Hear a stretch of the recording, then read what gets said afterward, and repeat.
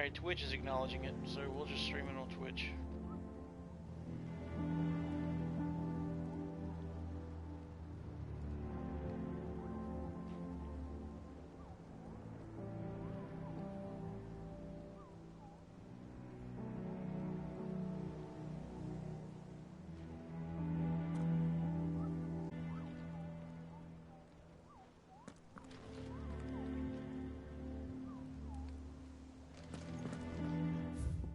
We have no more missions to do for anybody else here, so speak to Otto.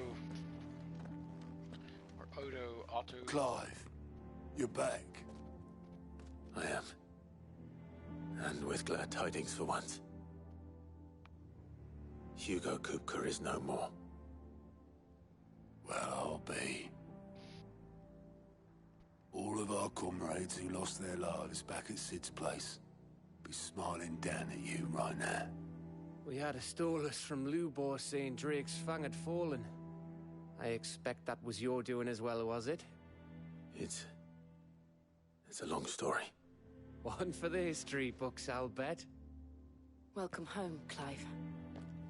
It's good to be back. You look better. I feel it.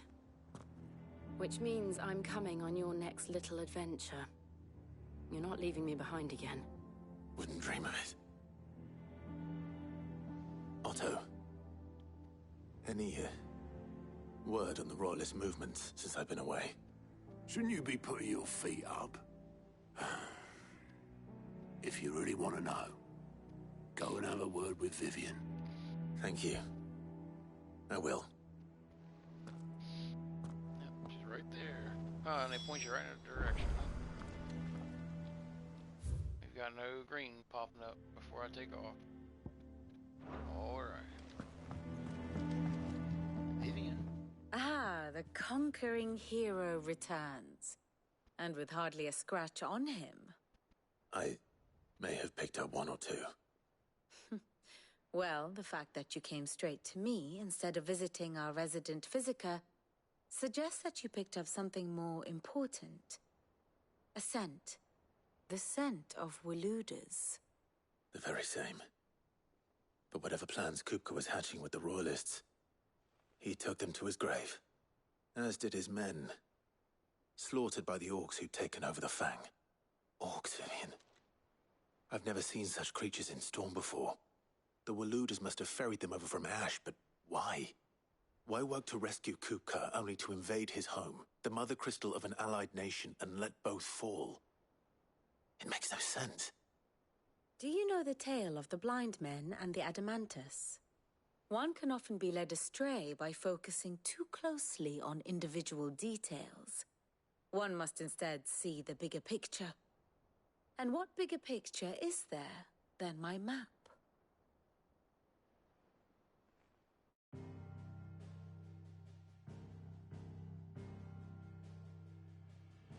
The Kingdom of Waloed, the dominant of Odin. The Canvarian War of Independence in 849. The Battle of the Twin Realms in 865. The Battle of Belinus Tor in 873. Wheresoever his armies fought, Odin was found where the fighting was fiercest. But of late, the warrior king appears to have laid his sword to rest. Battle rages for control of the crystalline dominion. Yet Tharm sends not a single ship in support of his Dhalmekian allies. Meanwhile, the Blight ravages great swathes of Ash. Yet warlike Waloed shows not the faintest interest in laying claim to untouched lands. So why go to the trouble of sending an army of orcs into the heart of Drake's Fang, only to make no attempt to claim the Mother Crystal for Waloed? It can hardly be for lack of men. Tharm's armies rival any in the Twins. No. We have not seen the last of the Waluda standard. Odin will ride again. It is but a question of when. And on that day, who will be trampled underfoot?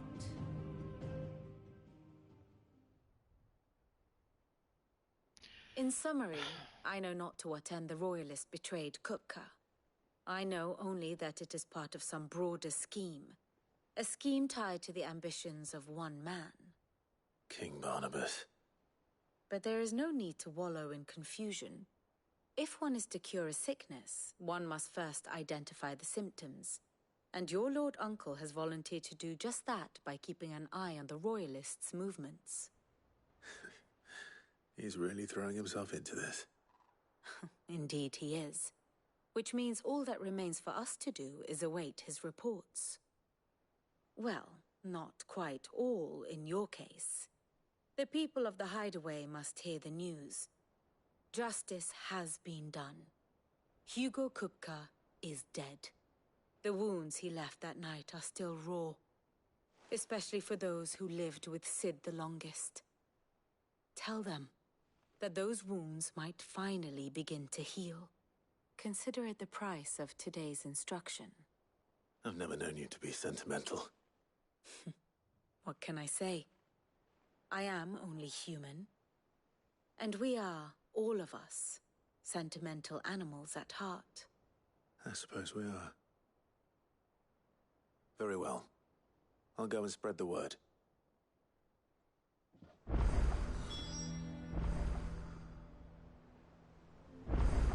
And how may I assist you today?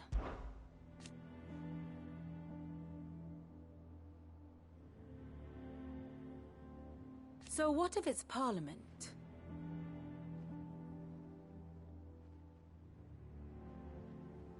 Which leaves but one man.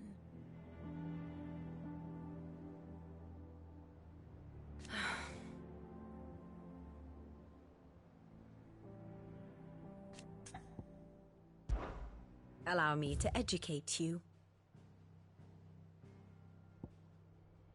Here you are.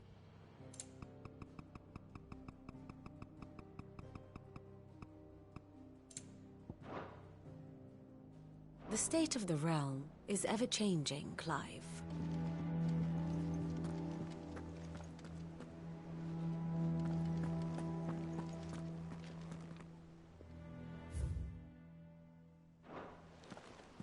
Three down, two to go. Where next, Sid? The tail or the spine?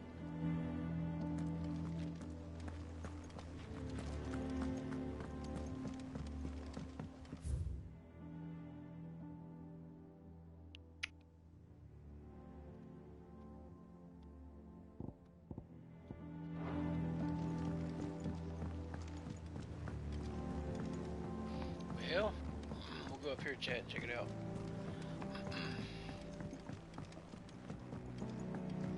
He's with himself. It's true what I'm hearing, then. Nothing escapes you, Lady Karen. It's true. Kupka is dead. No more looking over our shoulders, then. Good. I'm starting to get a crick in my neck. Don't let it go to your head, though. Oh, girl. And what can I do for you? It's a relief.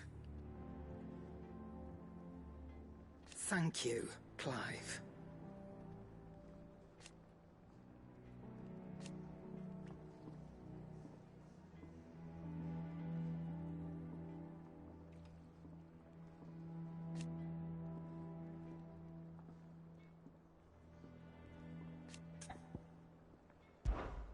Go on, then.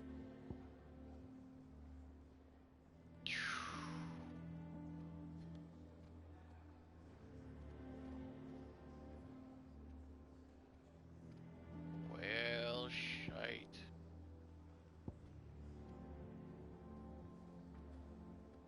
See, the attack goes up by what? 5. The stagger goes down.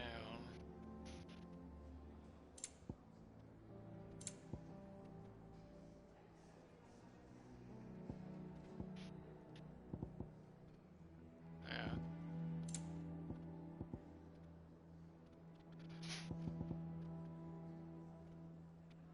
Yeah, I've got all that shit. Let's see. 1 finished, are you? I am, lady, I am. Blackthorn, do you have a moment? What is it? I'm busy. I wanted to tell you that Hugo Kupka is dead.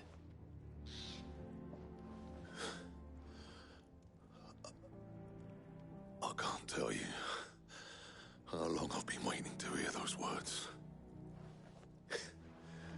This is it then. A new beginning under a new Cid. I'll try to live up to the name.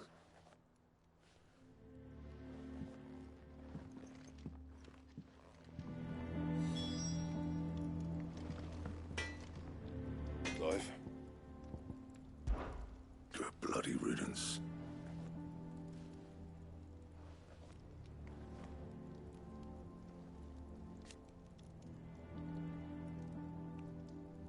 Mine included.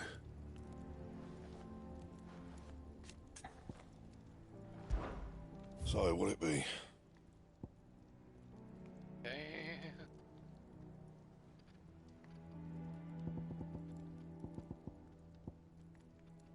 Diamond sword, damn.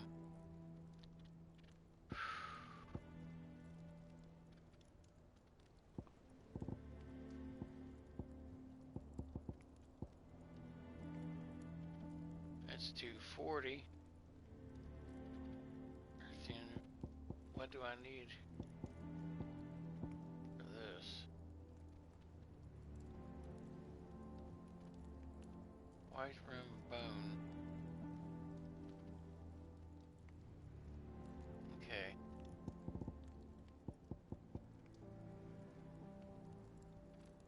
Well, it will help it go up. No scratches, right?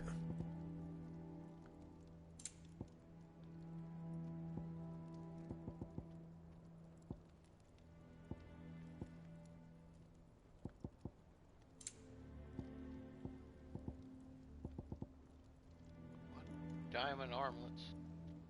Damn, that takes them down? Okay. Reinforce. Diamond armlets.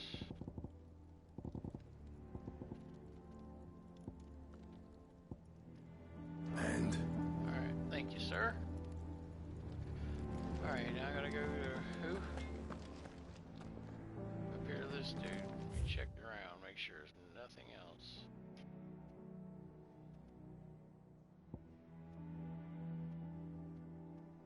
Alright. Let's get it, chat.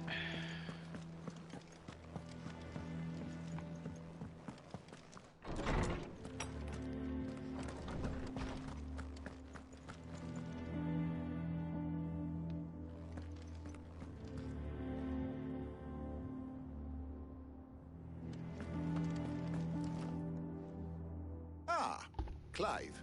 Have you come seeking the gift of knowledge? No. To share mine, actually. Hugo Kupka is dead. Oh, my. Can it really be true? Look, he's crying. He is. The big baby. And with good reason, children. These are tears of joy. We must offer up a prayer to your parents that the heavens might weep with us. There shall be no lessons today, only thanksgiving and merriment. Finally, a new dawn has broken. It has. Thank you, Clive. I cannot wait to share the good news. Hippocrates. After Kupka fell, Ultima came to me. I need to know what he is. Have you learned anything? Alas, no. And not for want of trying. I have scoured nigh every historical tome in our collection and found nothing. Not even the sort of conspicuous absence that might suggest a concealment of fact. One is almost tempted to conclude that such a creature never existed. But I saw him. With my own eyes. I don't doubt that you did. Alas, it seems you are the only one who has.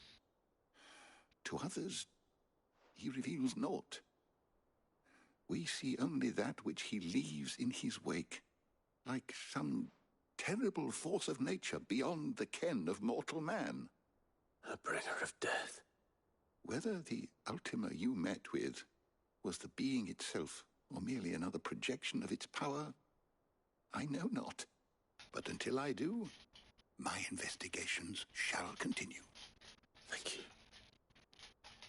It means a lot. Right. Let's see if Otto has anything else for me. Wow, I don't have anything with this dude.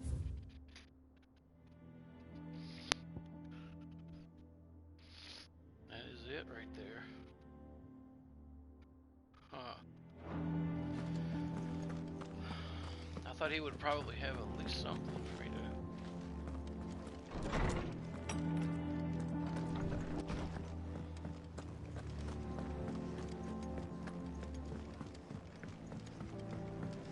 I'm telling you, it's true. I heard it from Otto's own lips.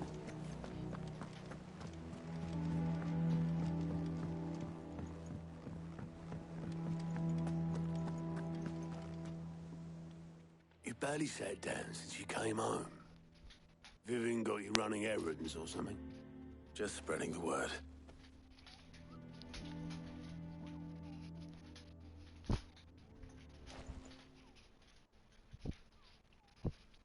So, the Professor's got a soft side, has she? I'd never have guessed. No. She was right, though. Everyone was glad to hear the news. Ah, but you ain't told everyone.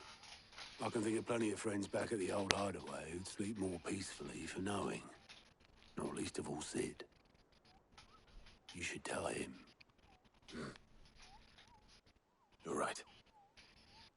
I should. And I will.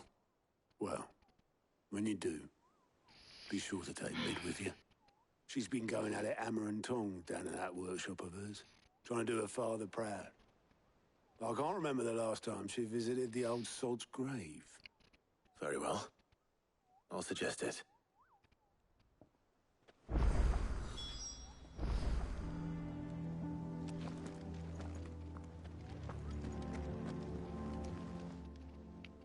Clive.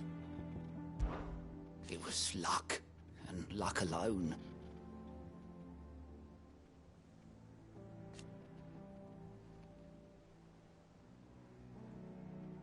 But now...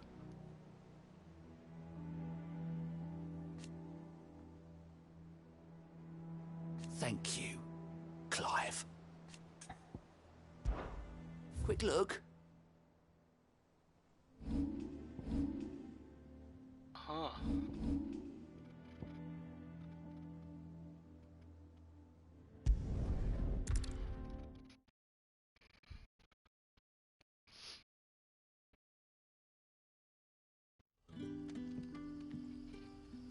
Where in the hell is this gonna be? Okay. Good day to you. Good day to you. Sid.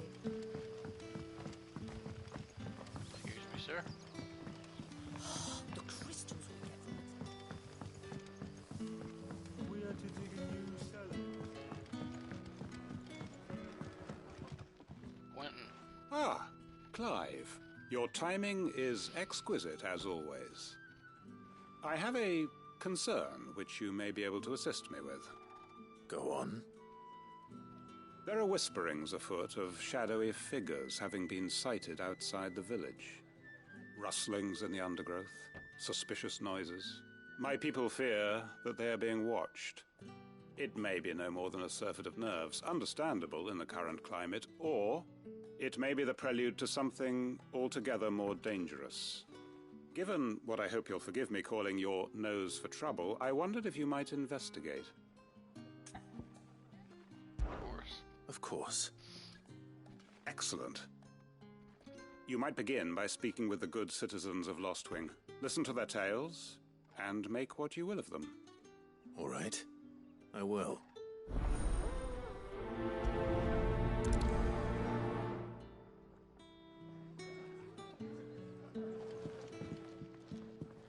Right. Let's see what the people of the village have to say. I'd better find out if this is just nerves, or something we need to take more seriously.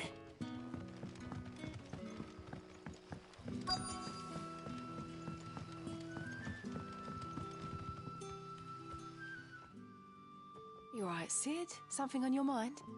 There is actually. Can I ask you something? Quentin tells me people have mentioned shadowy figures out in the woods. Have you noticed anything unusual?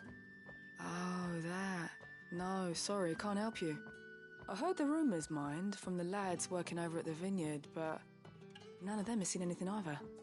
All right. Thanks anyway.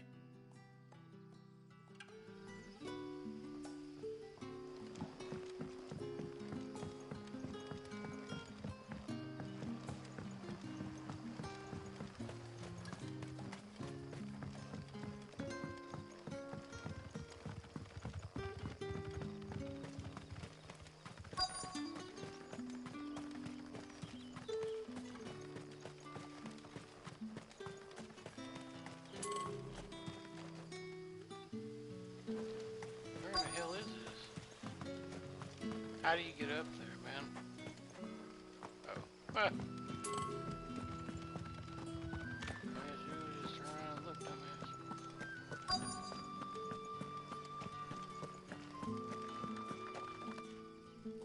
Do you have a moment? There's talk of suspicious figures in the woods. Have you seen anything out of the ordinary? No, but I've heard something. Sound of scraping metal, like someone sharpening a sword. Where was this? In Lorbert's Pass. Was out foraging for herbs when I heard it, screeching out from between the trees. Ran back here as quick as my legs would carry me, and I ain't been back since. I see. I'll look into it. Thank you.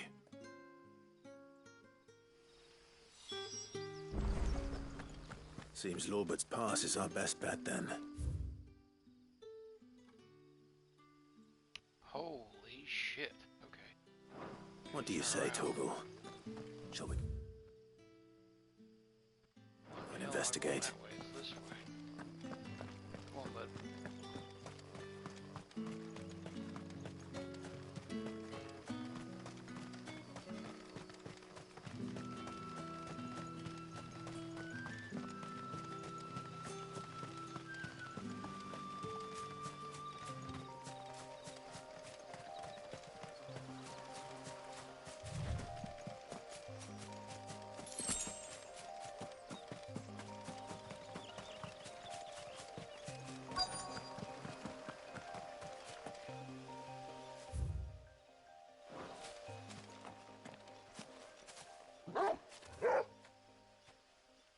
You there.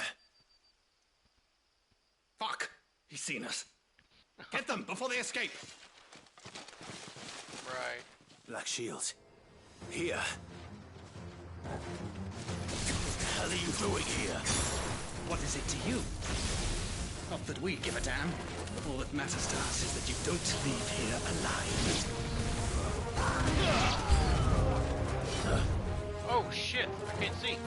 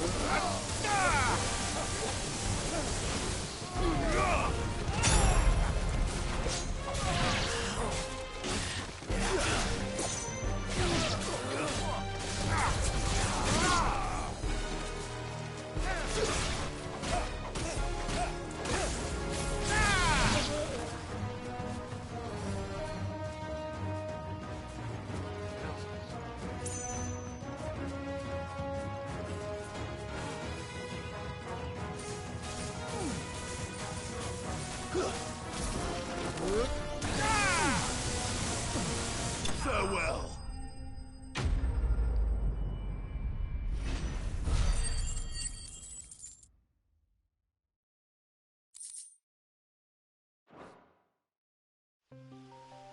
Why were they here? Are they planning an attack on Lostwing? I need to warn Quentin.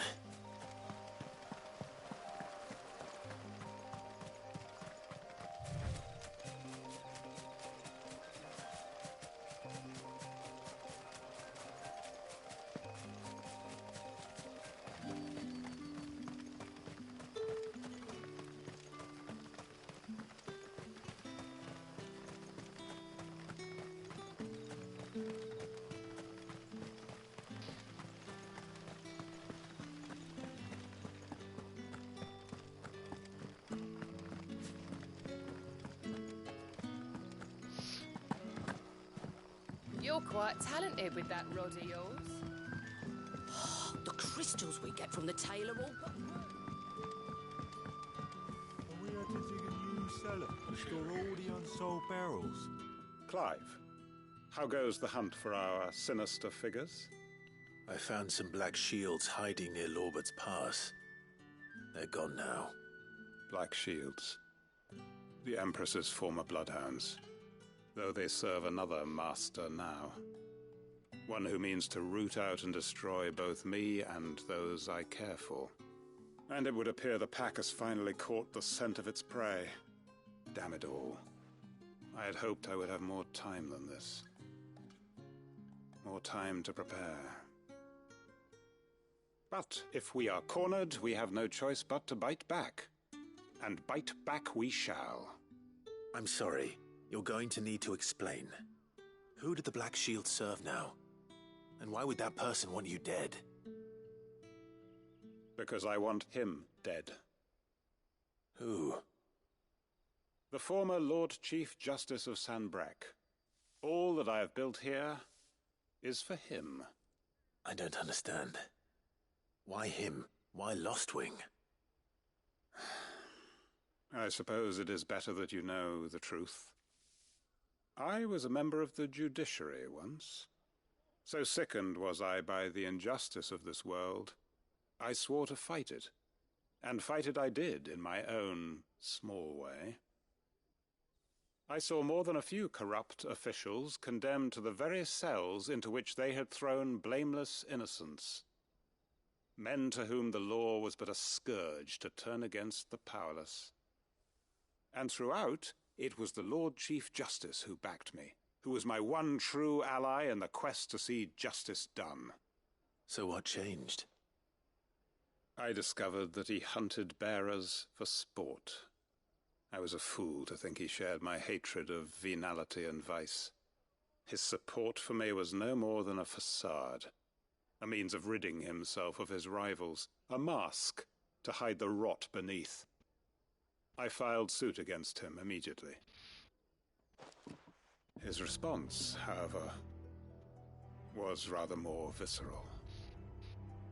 He had my entire family slaughtered, and he faced no punishment whatsoever. I lost everything. My loved ones, my livelihood, my position, the faith I had once held that any modicum of justice might be achieved through the courts. So I set about enacting my own. I tracked down every soul who served him, and slit their throats myself. But the man himself proved an altogether more difficult target. With money and power come protection. And so I saw that I would need an army of my own. I came here to Lostwing and began recruiting like-minded individuals. And everyone here knows this is why you do what you do. Of course. They too have lost loved ones to the bearer hunts. Seen faultless friends sent to the gallows to spare the guilty. All under the watchful eye of the Lord Chief Justice. Our wounds are the same. And our cause is the same. We are comrades. And our revenge is already in motion. We know where he hides, how numerous and well-trained his guard. What we did not know until now, however, was that his plans may already be in motion too. Quentin. Our time is short. He may move against us at any moment, unless we move against him first. My friends and comrades, It begins. Make ready for war.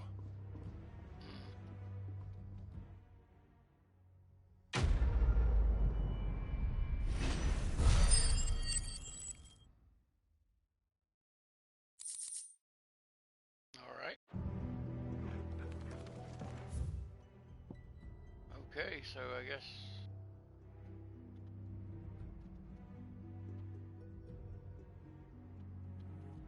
that's the end of it for him. Is that all of our shit we have to do? Ooh, who is this? That's a shop. Nah.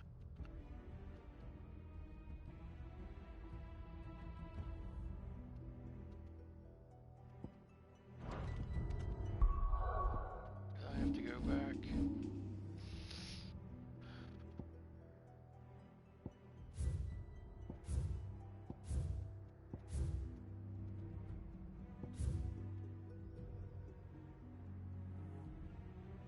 Use your loaf.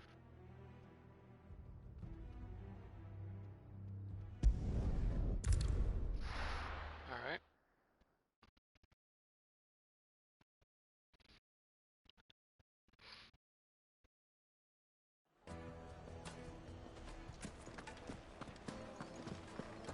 My carpets have Take a sniff, good sir. Now, only chance. Gone, just like that. And without so much as a by your leave. What's the matter? It's my apprentice. He up and vanished while my back was turned. I'd go and look for him myself, but I've got a bakery to run. A bakery that's now short one pair of hands. Loath though I am to rely on the kindness of strangers, I'm at a loss. Please, will you see if you can find him?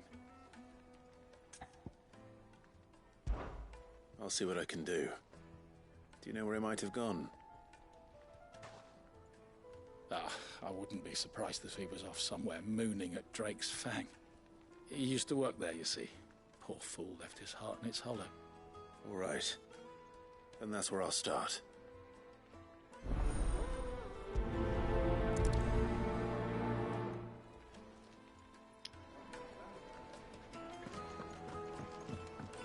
Oh, where did all the men have gone? Lights and pots!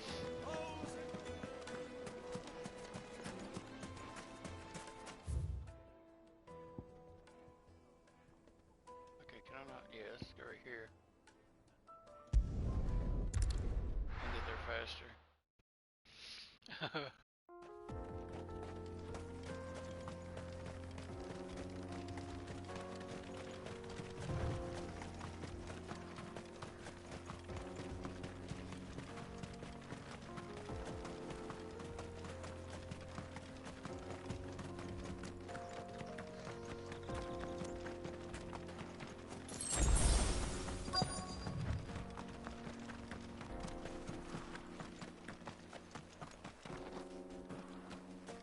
Yeah, I know it's up here.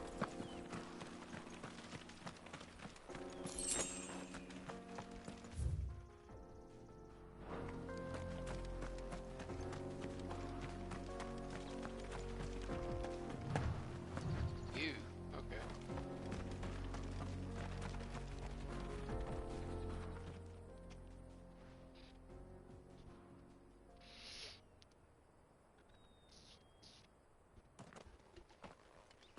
Excuse me. What do you want?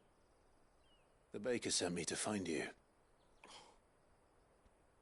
I am a sorry, selfish sod, aren't I? Certainly not a baker. Master must have ruled the day he took me in. Time was the sight of the Fang used to calm my nerves. But now look at her. I take it you missed the Mother Crystal. I hated her, but she was all I knew.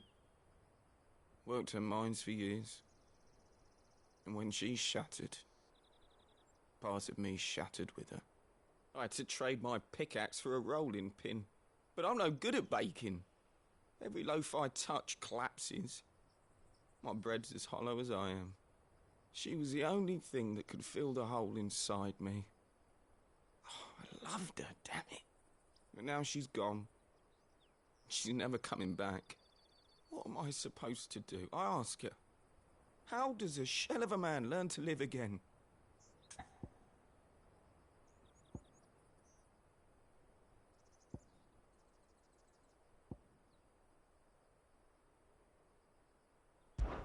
Try to remember the good times.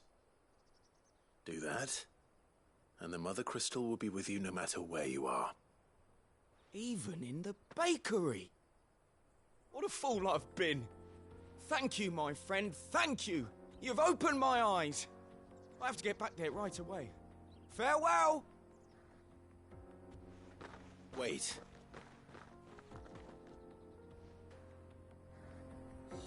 What the Suppose hell we won't be was that? needing an escort then. What the hell is that? Where's he going? Okay, so he's gonna be up here, so I'm gonna go ahead and fast travel up here then. Damn, that was weird.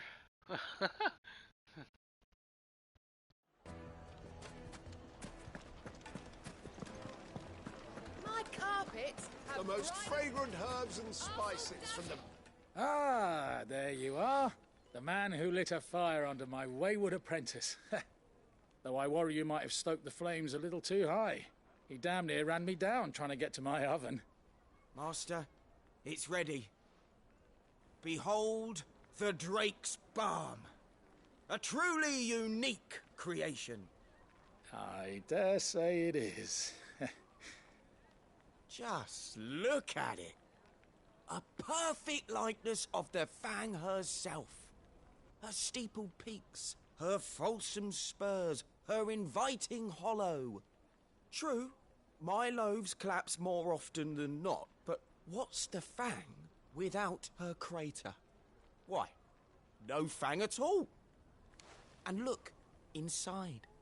She's filled to bursting with a bounty of beautiful crystals. Salt crystals! Master, I have found my purpose. I must use my work here to preserve the memory of the Fang. Well, if it tastes half as unique as it looks, I'd certainly say you're onto something. Not only is my apprentice back, but he's finally pulling his weight. With any luck, I might even have a new delicacy on my hands. I don't know how you did it, but you have my thanks. Nice.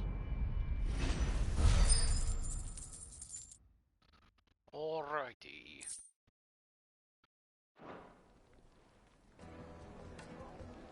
Now, Dusan, I know you're keen, but do you... Yes, they're quite... Okay, what the hell else is here? Is there anything else that I have to worry about now? I think it's probably best that I carry me arse back.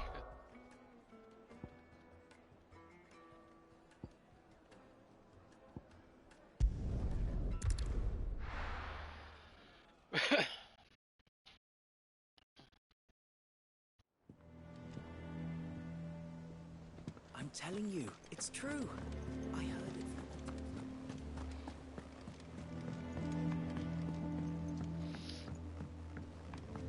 We're seeing troops amassing at every border crossing. I did everything you asked, my dude. Fancy a look at the list, do you? Here you go. Think you can help? Damn, there's nothing, really? Okay. Well, alright.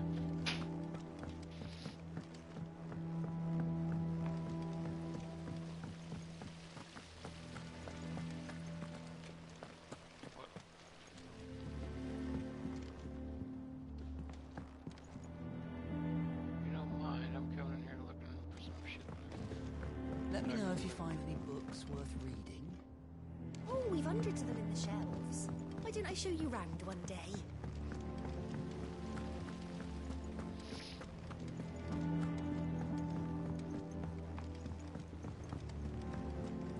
Think Mid might need some help.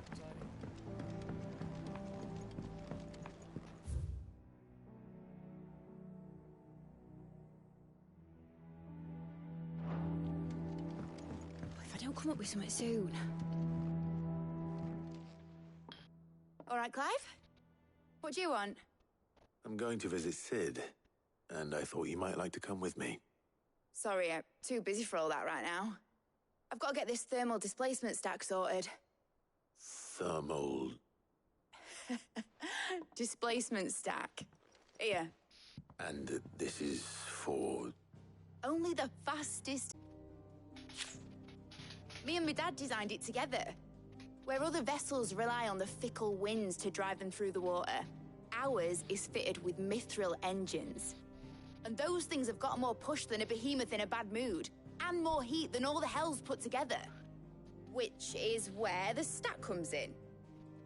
I may have already talked some tight-lipped shipwrights into putting the hull together for me in a little dockyard in Canva. But the stack's a bit more involved, so I'm building it here. Thing is, it's so involved that I'm running behind and it's starting to hold things up over at the shipyard.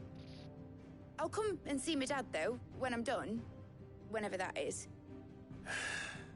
Is there anything I can do to help? Good old Clive. I were hoping you'd say that. First things first, I need some parts meching. The stack will be made up of 3 major components. There's the plating, here, that channels hot vapors away from the engine. The helm over the top, that disperses all that heat into the air. And the shielding around the sides. That stops the rest of the ship from going up in flames. A full suit of armor, then. Probably best to take it one piece at a time. Then you'll need to start with the plating. Everything else fits onto it. I've got the designs and the list of materials here. Show these to Blackthorn. He'll know what to do.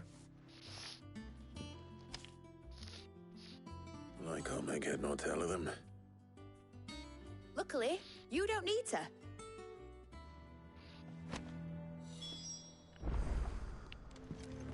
Go up, go find Blackthorn. Yeah, he's the Editors started reading books that don't have any pictures. If I'm not mistaken, he is.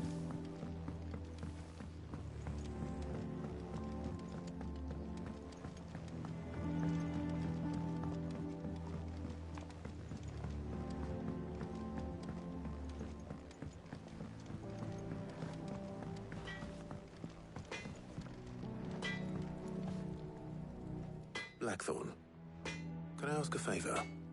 Out with it. It's for Mid. This my last chance to say I'm otherwise engaged. Spare myself the arseache. Go on then. What is it this time?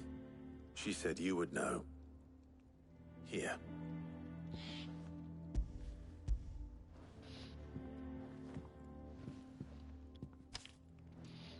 Krieger's Teats. Well, I don't know what the hell you'd want this for, but I can make it. Won't be easy, though. And I'll need help. Get Gavin-Otto in here, will you? All right. Gavin-Otto, all right.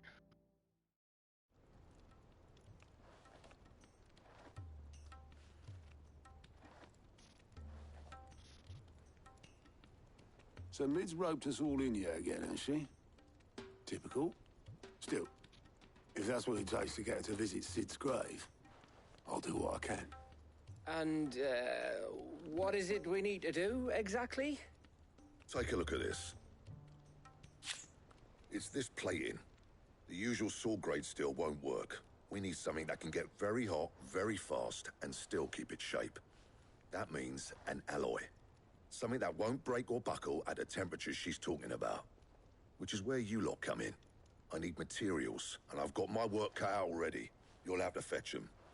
Now, there's a special kind of sand I'm after that you can only find out in the Valcroy. Stardust, they call it. As for the rest of the stuff, my usual supply should have it in stock. It just needs buying and bringing back here. Well, we'll get it done quicker if we split up. One of us should probably give you an hand coat in the sand. And the other can go and get the rest from this supplier. Right then. Well, make your minds up who's going where, we can get this over with.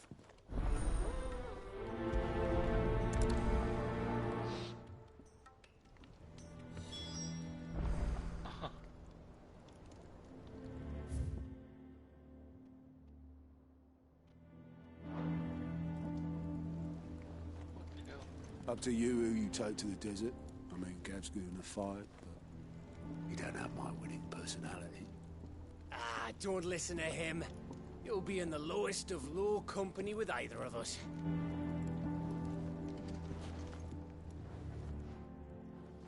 You going after the Stardust then, are you? Which one of these two lucky souls is going with you?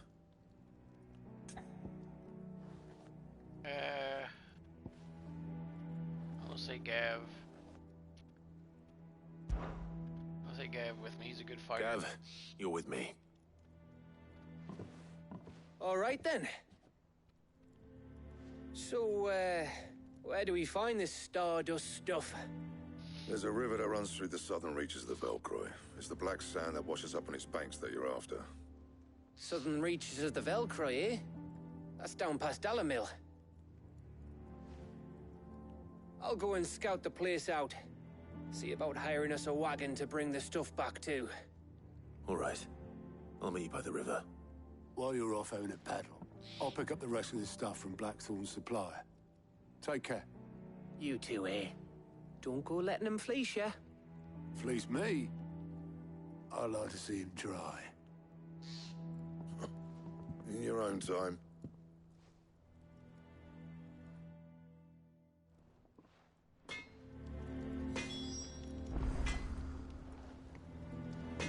Sounds like this river we're looking for is south of the Dalamil Inn. I'll hire us a wagon and meet you there. Alright.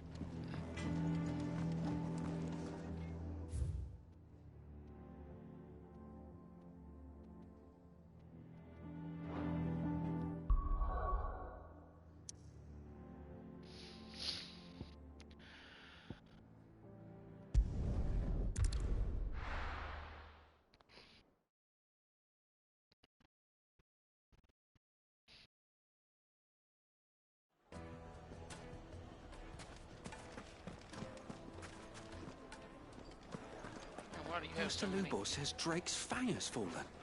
Does that mean the furnace is going to stop working? Maybe. Our hero returns. That was your doing, was it not?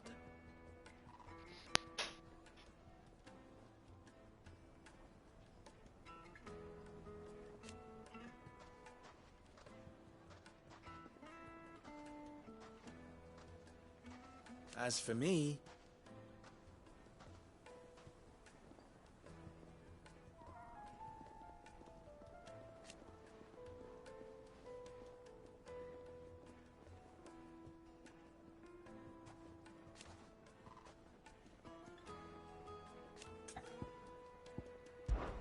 ours is a blessed corner of the Velcroy.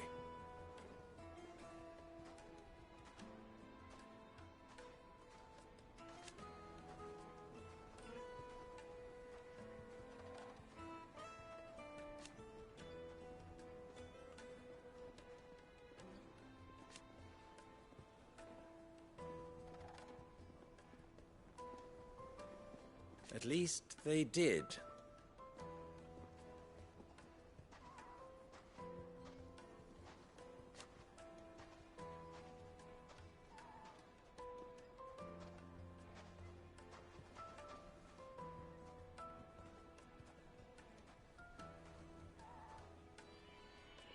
So,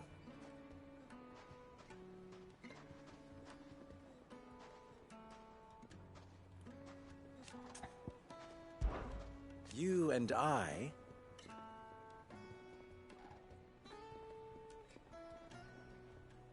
what?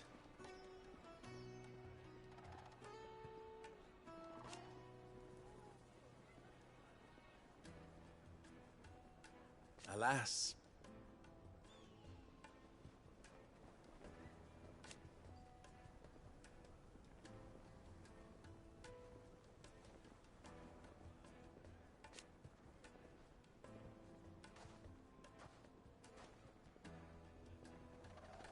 Still,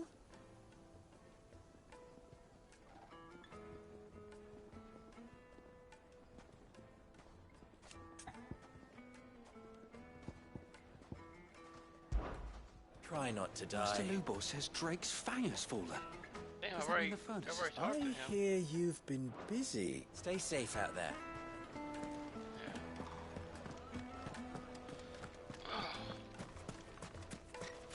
Let's see your chat.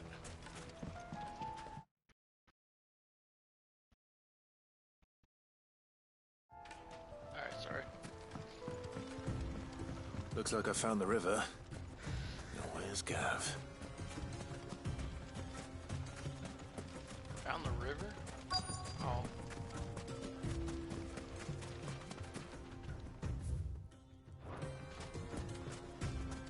Alright there. Sorry to keep you, Gav. Better late than never. I've had a quick scout about, and I reckon round here's our best bet if we want to grab as much of this Stardust stuff as we can. Don't know what Blackthorn's planning to do with it, though. I asked over in Dalamil, and they seem to think it was worthless. But if Stardust is what Blackthorn wants, Stardust is what he'll get. There's plenty of the stuff lying about just begging to be bagged. Then let's get bagging, shall we? We shall. Race ya.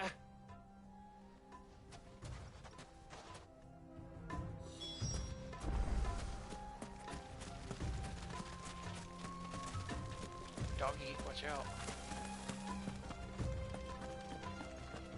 Probably should have just jumped down instead.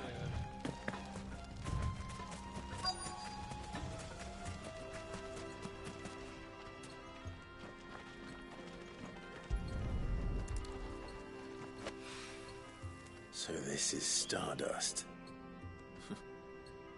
It just looks like black sand to me.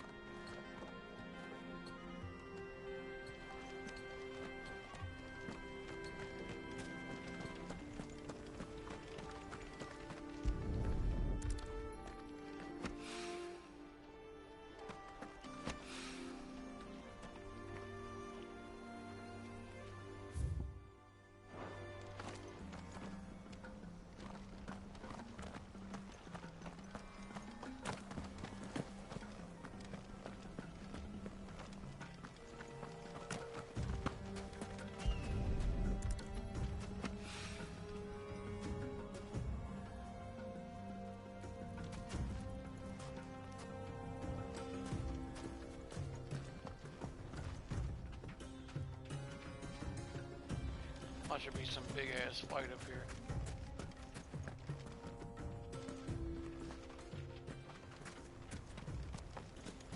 Right here?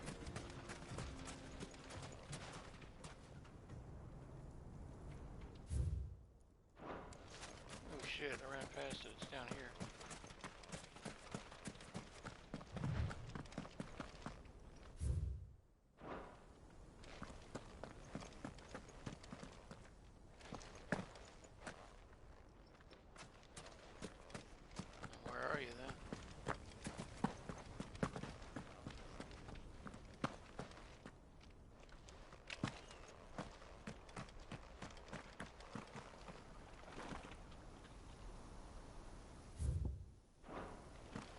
Where is it, buddy?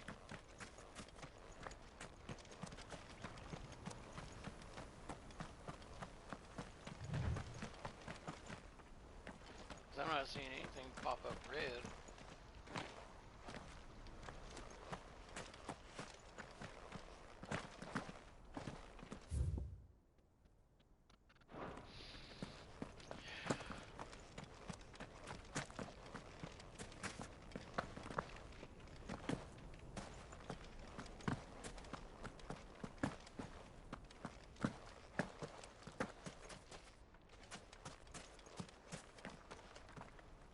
Oh, we're here.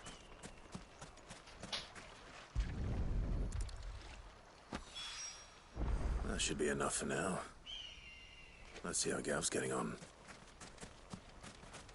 Bet he's getting the shit kicked out of him or something. I hope not, but tells me he's probably gonna piss off a bunch of people. There he is. Damn.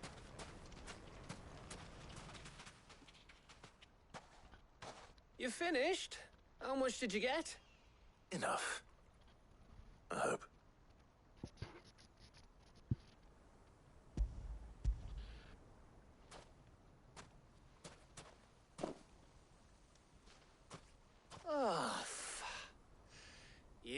then that might even be enough for old Blackthorn. Hey, before we go, do you mind if we have a chat?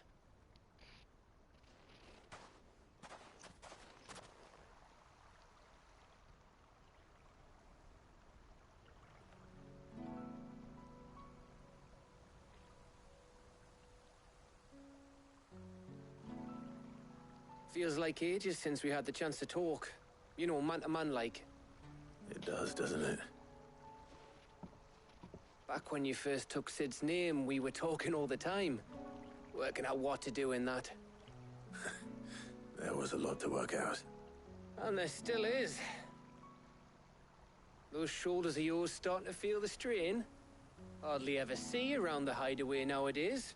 Always on some errand or other. You can take a day off, you know. Well, says the man who spends most of his time behind enemy lines.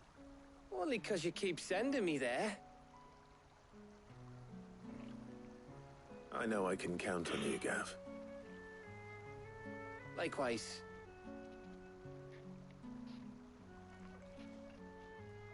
So you keep sending me wherever you need to, and I'll keep going. Safe in the knowledge that I have a home to come back to. Thanks to you.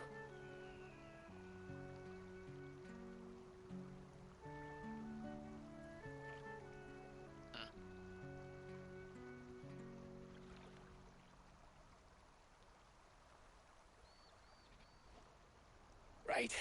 That's enough soppy shite for one day. We'd better get this lot back to Blackthorn before he slings his hammer at someone. You go on ahead. And try to get some rest once you're there. Oh, I plan to. Believe you me. After Blackthorn gets what he needs, of course.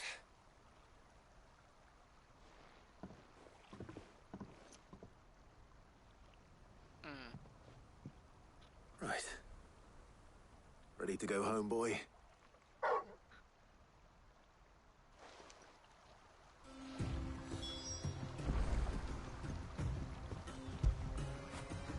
Get it, boy.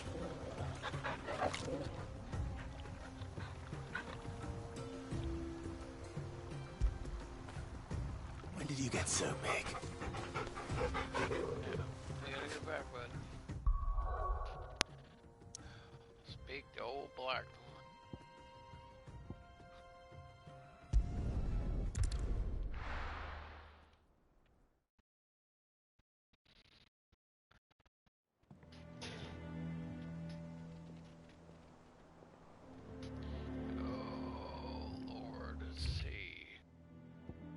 Blackthorn, that's where we're gonna go now.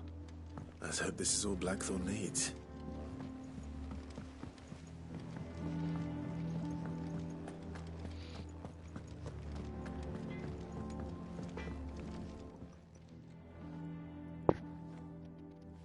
Blackthorn, got everything you need? Yeah. Yeah, I do. Cheers for the Stardust. Should be enough to be getting on with. We should go out on maneuvers together more often. You know, it beats sneaking around on your Todd all the time. I'll make a start on putting this thermal plating together then. It will take some time, mind. So if you've got other things to be getting on with, I could do without you breathing down my neck. Thank you, Blackthorn. I'll let Mid know construction's underway. Nice.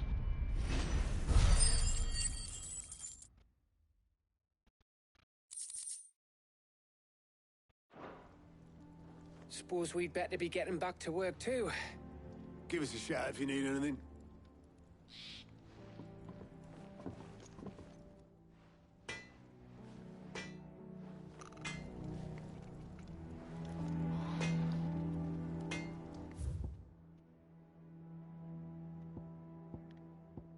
Oh, Patron's Whisper. Nice. Okay, okay.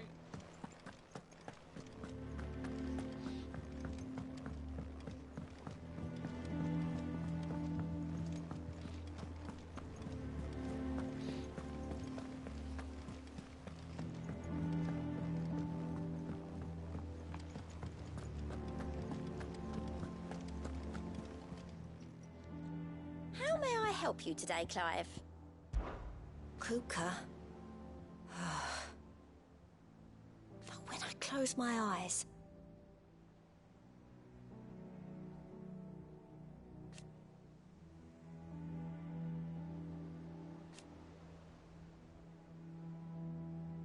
Only I don't know how. I wish you were here.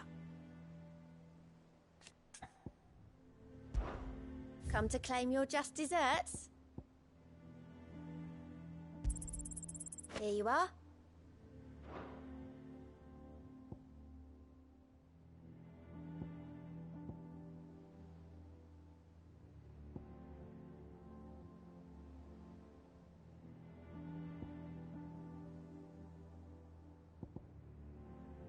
Come again. I may have more for you. All right.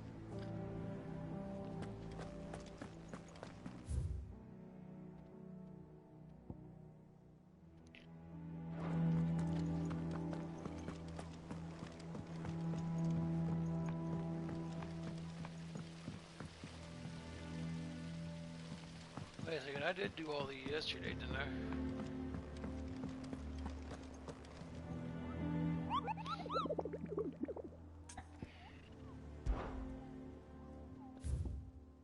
Yes, alright.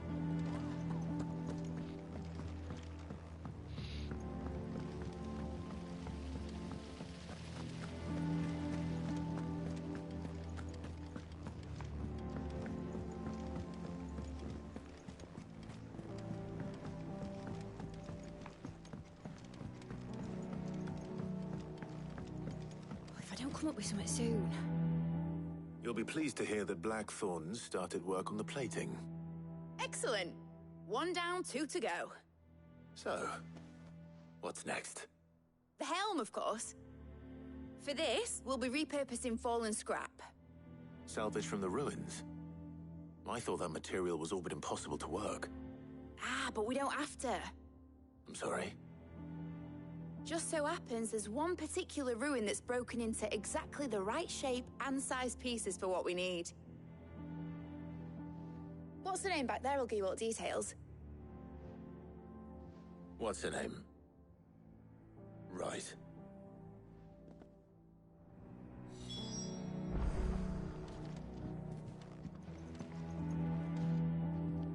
Oh, Sid, is this about the helm? Yes. Mid said I should speak with you. I'll show you the plans then.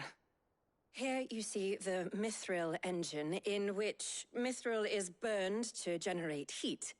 That heat is then harnessed to produce motive force.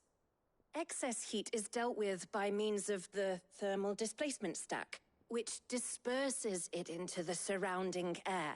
Now, were we to rely on thermal plating alone to achieve this effect, the rate of excess heat buildup would far exceed the displacement coefficient of the plating. In other words, the reactor would overheat and eventually explode. This is where the helm comes in. It connects to the plating, you see, and serves as a sort of thermal sink to absorb all that excess energy. Our experiments have shown that fallen ceramics are remarkably thermophilic. They can withstand and absorb levels of heat far above anything we are able to make today. And not only that, they're also waterproof and immune to rust, making them the perfect material for our protective hood. Why, if sea or rainwater were to enter the reactor proper, it would vaporize instantly. The forces produced would tear the ship from stern to... You can stop there. I understand. Mid said we might be able to use parts of a fallen ruin. Where would I find it? Ah, yes. It's in Lorbert's Pass, near Lostwing. The thing is, well, I probably should have arranged to have the pieces we need brought here sooner. You see, a certain unwanted visitor has taken up residence there. It's no longer a matter of just walking in and taking them. It's, going to be considerably more dangerous than that. I see. Then I suppose I'd better deal with this unwanted visitor for you. Would that help? Oh, very much. Thank you, Sid. I'll gather my team and head there right away. We'll meet you outside the ruins.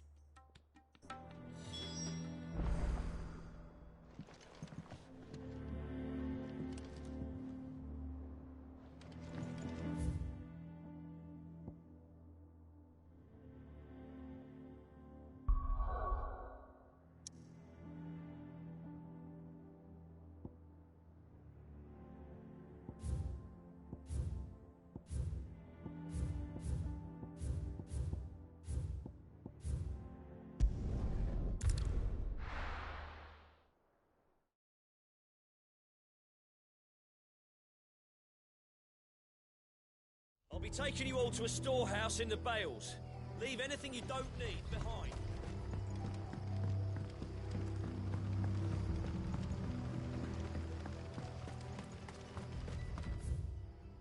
How are we supposed to get up there? Can we not fast travel? No, we cannot. We're going to go right here. Keep going up through here.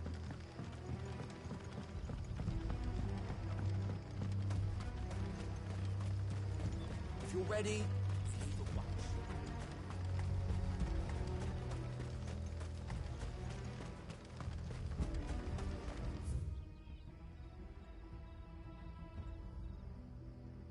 Damn, I missed it.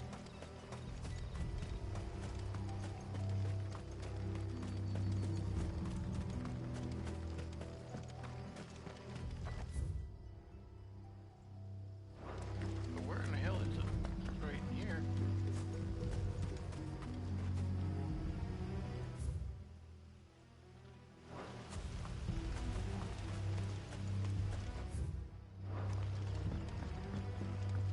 We go up, okay.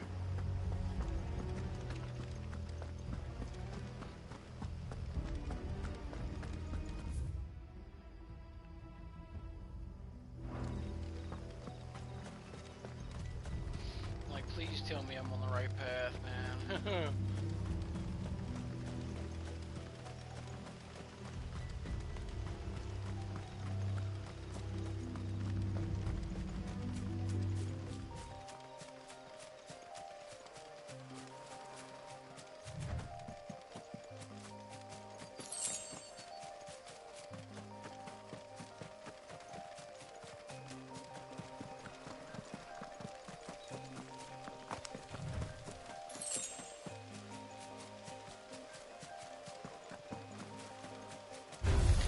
All right.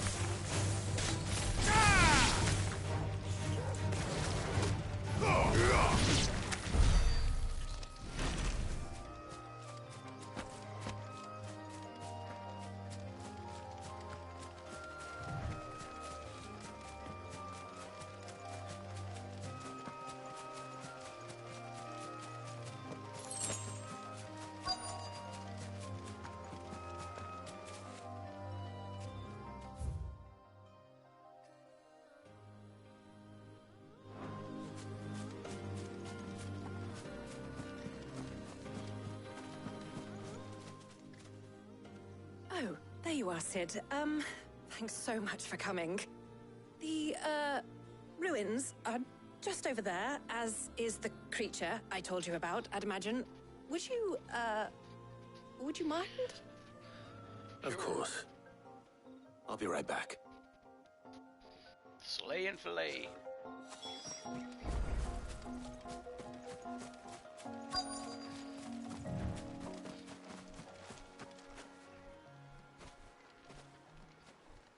Anybody home?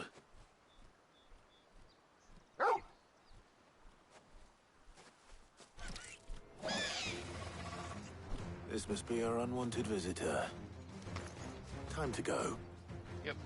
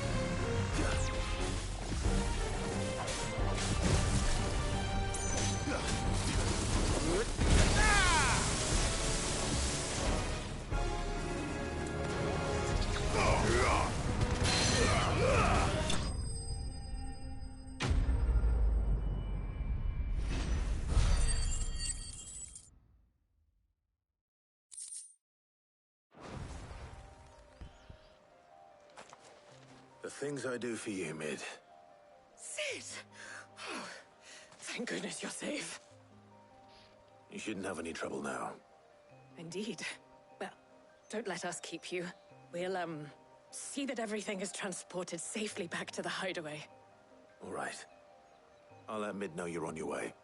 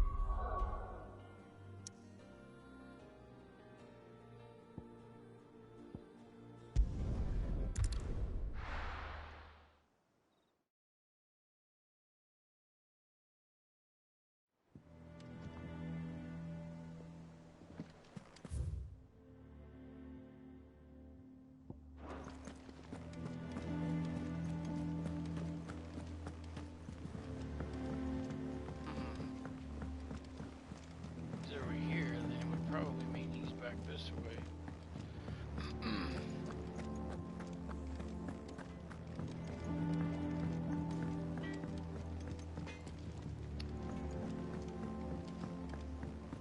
I went up to give some greens to the chocobo.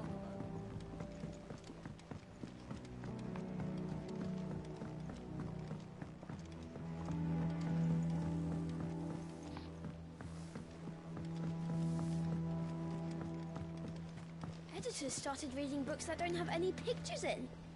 Why would anyone want to do that? I have done it, Sid. I have learned all the letters. Every one.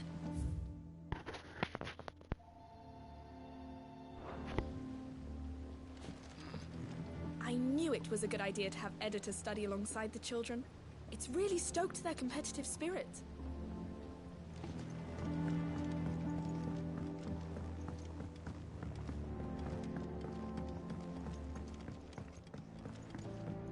If I don't come up with something soon. Mid. Helena has recovered the material for the helm. She'll be along shortly. Excellent. Another job well done. And just one remaining. Right. Right, the shielding. This one's a bit of a bugger. How so? The plating's enough to stop the engines going pop, but those things will still be spitting out enough fire to set the rest of the ship ablaze. Which is why you need proper shielding. A prison for the dragon's breath that's blazing away inside. I thought a triple thick layer of tempered steel might do it. Or more of the stuff that the Fallen use, but they'd both be too heavy. The helm and the plating are bulky enough as it is. Add any more weight and the whole ship would be at the bottom of the briny before we'd even started. I need something light. But I've racked my brains and I just can't think what would do it. Well, if I were in need of obscure knowledge, I know whose counsel I would seek. Harpocrates. Tomes? Yeah, well, I'd thought of that, obviously. I've got all the details written down here. Can you take this to him, see what he makes of it? Right away.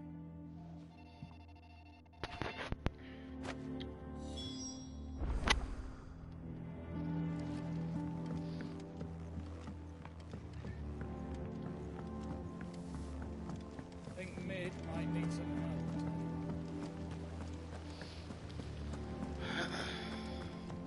Mid hasn't been home.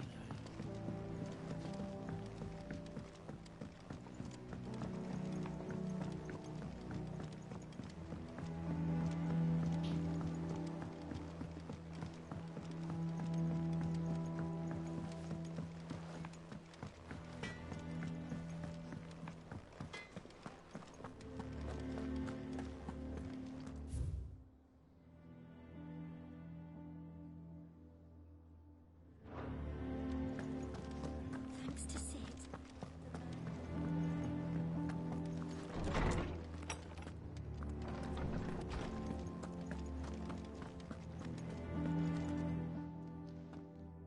Harpocrates, do you have a moment?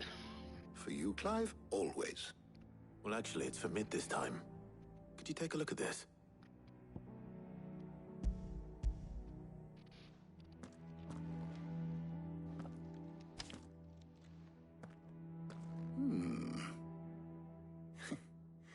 shielding for a mithril engine?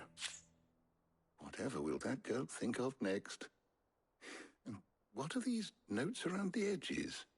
She has some specific requirements for the materials. The shielding needs to be able to resist extreme heat on the inside, and yet remain cool enough on the outside not to set the ship alight, while also being light enough not to sink it. As you can imagine, she's struggling to find anything that meets her needs. I see. What? I wondered if you might know of a solution. I don't know. Or if you might be able to search the records for one. Perhaps it is not a different material she requires, but a different approach. What do you mean? Consider the lake we have made our home. Its blighted waters eat away far more quickly than fresh water or even brine, at timber and steel alike. And yet, we have made a home here from those very materials nonetheless. We have. But Bardolph must varnish every board twice over to keep it from rotting. And Obelus complains that without a constant supply of pitch. I see. Early Gregorian histories speak of a preparation known as moondew. It is said to be able to resist even the most ferocious flames. Before the dragoons tamed the worms and wyverns of the realm, nobles would daub their castle walls with it in order to guard against dragonfire. So if we could recreate it... It might be applied to some material or other in order to provide the protection it requires. As to how best to apply it and to what material, perhaps Bardolph and Obelus might be of assistance. I shall speak to them and see what wisdom they might have to offer. If you would be so kind as to procure the necessary ingredients, I shall discuss the specifics of how it might be most effectively put to use with our two friends. The knowledge of the past may yet prove useful to we of the modern era. Thank you, Harpocrates. And since you're asking others to help you, perhaps I should too.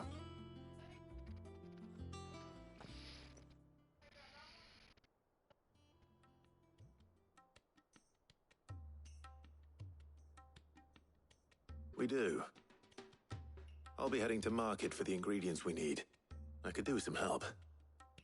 And some company too. The other can assist me in researching how best to prepare the shielding itself. Can we count on your aid? Always. Well, if Jill's game. Thank you. I am sure either of these fine young minds would prove indispensable in my research. I leave the decision as to who will go with whom in your capable hands, Clive.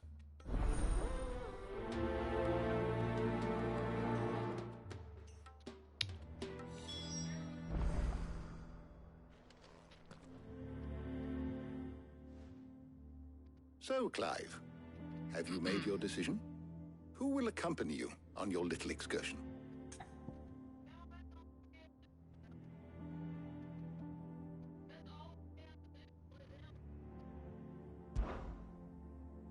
Very well. So then, what do we need to find?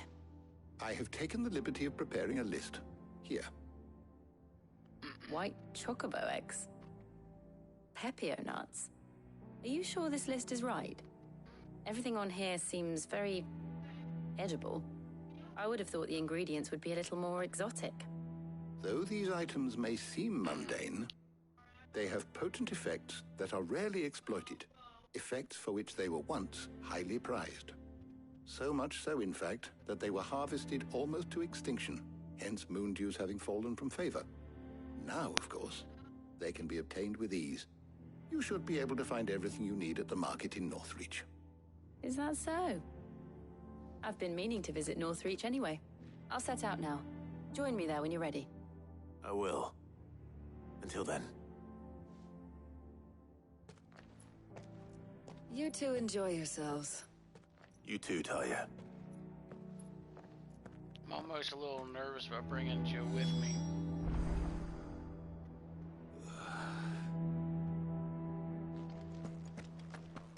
I'm kind of scared something's going to happen to her. Oh.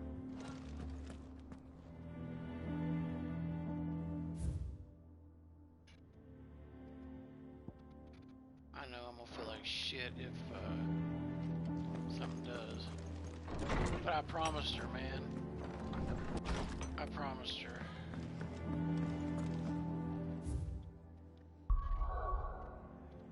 Damn, I promised her. Oh Lord, just don't let anything happen to her.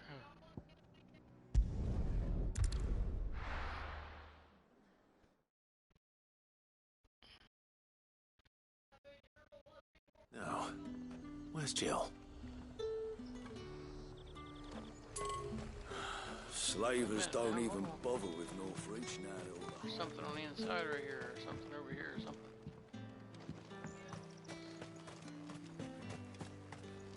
Ah, right here. Black blood? Huh. Alright, Jill, let's go back over here so we can find you.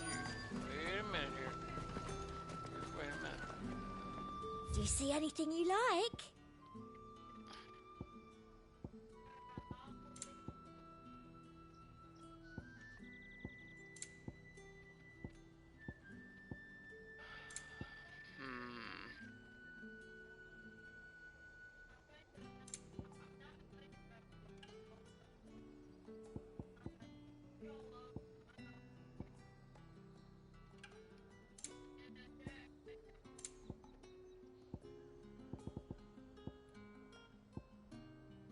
I'll be here if you need me. Okie dokie.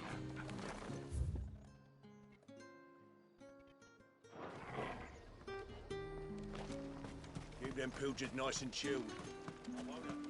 Jill? There you are. Are those Pepio nuts?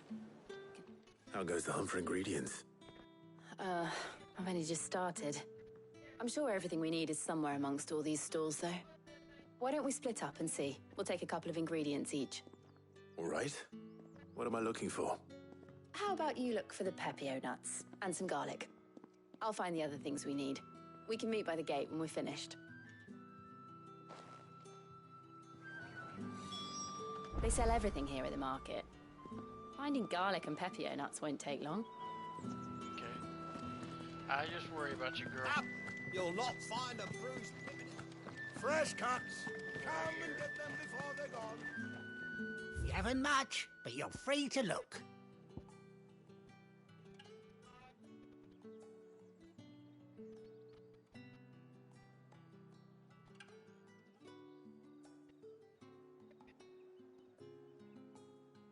Keep fighting the good fight. Something I gotta You get haven't from much, but you're free to look. I guess that. I trust it's all here. Good day. Oh, you have to buy from him. Howdy, sir. What do you want? Pep. Ah, there it is. If that's what you want. That's everything. Let's see how Jill's getting on. Make for the south of the markets. Make for the south of the markets? Bullshit, Jen's right here. Or Jill's right here. Did you find everything? I did. Here.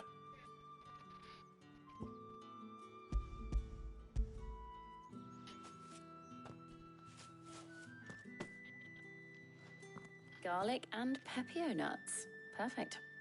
Now all that remains is for Harpocrates to somehow turn all this into what Mid needs to keep her engine cool.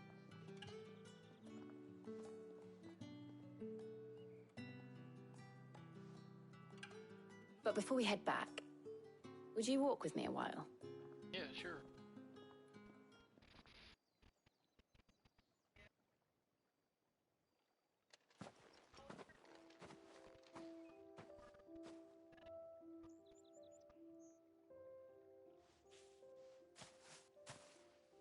Thank you for asking me to help you today. It makes a nice change. It does. It's good to get away from all the battle and bloodshed for once. Just being here reminds me of when we were children. Do you remember? Walking down Market Street in Rosalith, taking in the sights and smells. How could I forget? What with Torgal's antics. Remember how his nose would prick up at the scent of sausages? He'd go racing away and we'd have to go running after him. We wouldn't catch you now, would we, boy? Was there anything you wanted to buy for yourself while we're here? There was, yes. Well, sort of. Molly in the kitchens told me about a place that sells particularly good pies. Thought you might like to share one with me. I would. Thank you. And I saw some bread.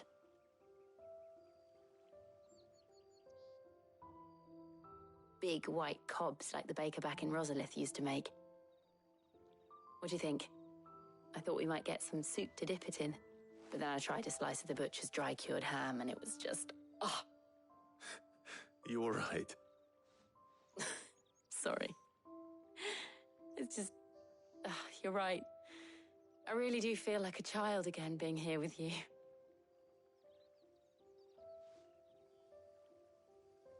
Clive. Is it wrong of me to enjoy this? No, Jill. This is how life should be. And it's how our lives will be when our work is finally done. When we can live on our own terms. I hope so. Thank you, Clive.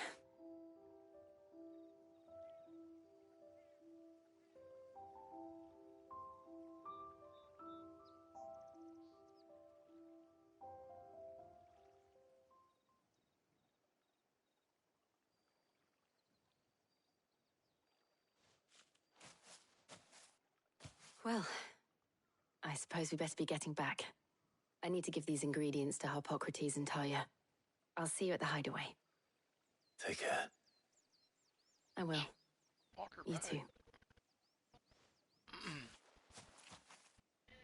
Man, I got this weird feeling something's gonna happen to her, man.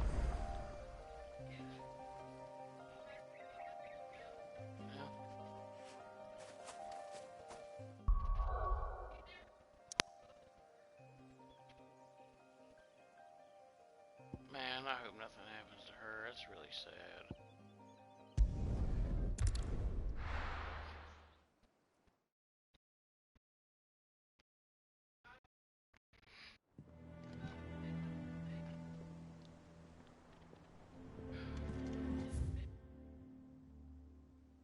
Oh shit, he's up here, yeah. I wonder how Harpocrates is getting on with the Moondew.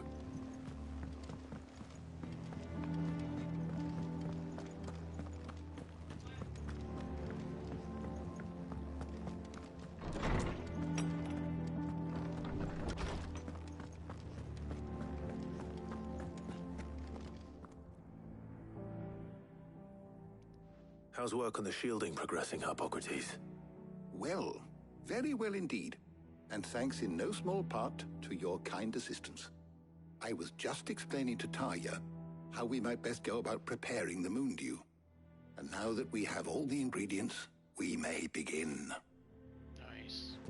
You can count on me. I've mixed more than a few mysterious concoctions in my time. I'm sure you have. What about the shielding itself? Work is underway, under the watchful eyes of Bardolph and Obolus. Apparently, it'll be ready soon. Thank you. All of you. Right then. Jill, would you join me in the infirmary? Many hands make light work and all that. Of course.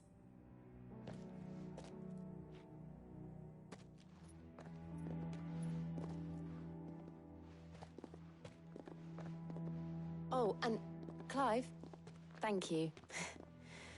It was nice, just being with you.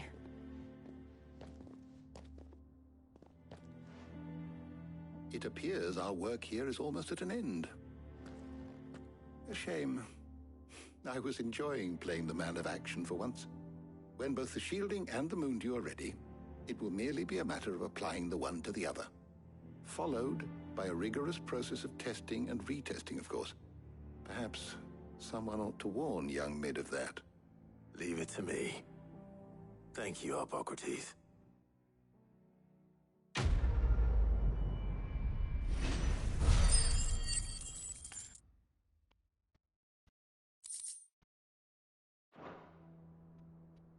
Well, I better go and give Mid the good news then.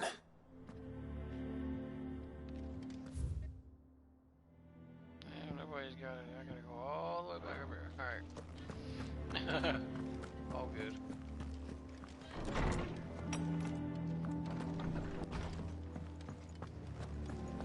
Thanks to Sid.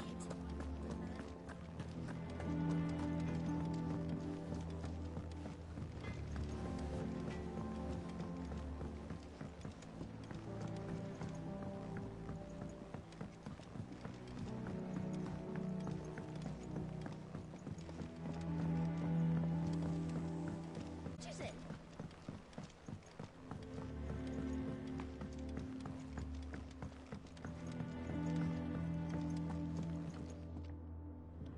Sorry to keep you waiting, Mid. But you'll be pleased to know that work on the shielding is underway. You found something for it? In a manner of speaking, Hippocrates knew of a substance that's highly resistant to heat. A coating that should provide the protection you need. He's supervising the construction and testing of the shielding as we speak. Brilliant! I knew you wouldn't let me down. Don't thank me. I'm just the errand boy. Right then, better start working out how to bolt all these bits together. To the Black Hammer! Okay.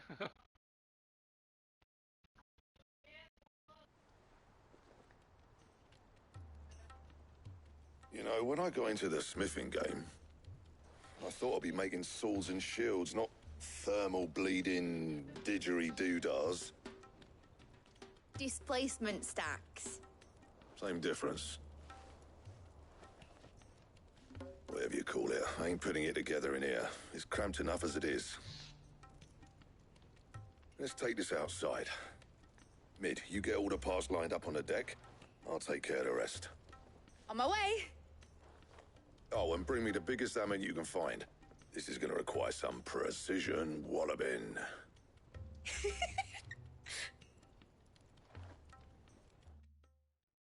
Huh.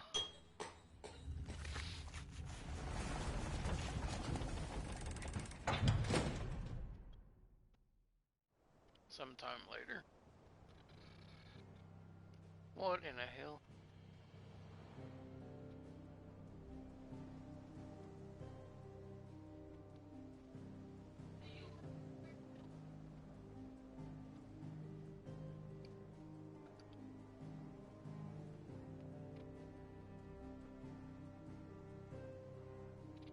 It's finished! It's finally finished!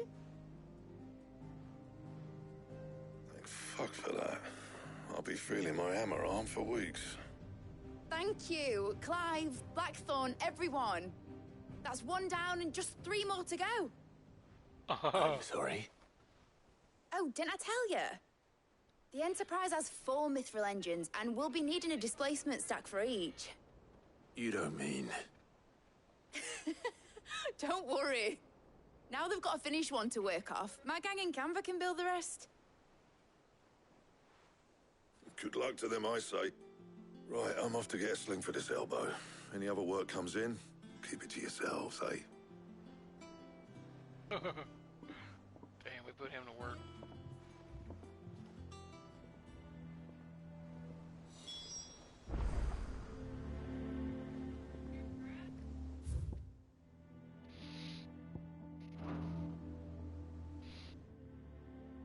What's the matter? Nothing. Just daydreaming.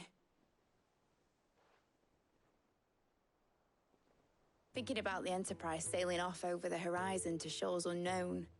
Searching for a land untouched by the Blight. Just like me and my dad planned.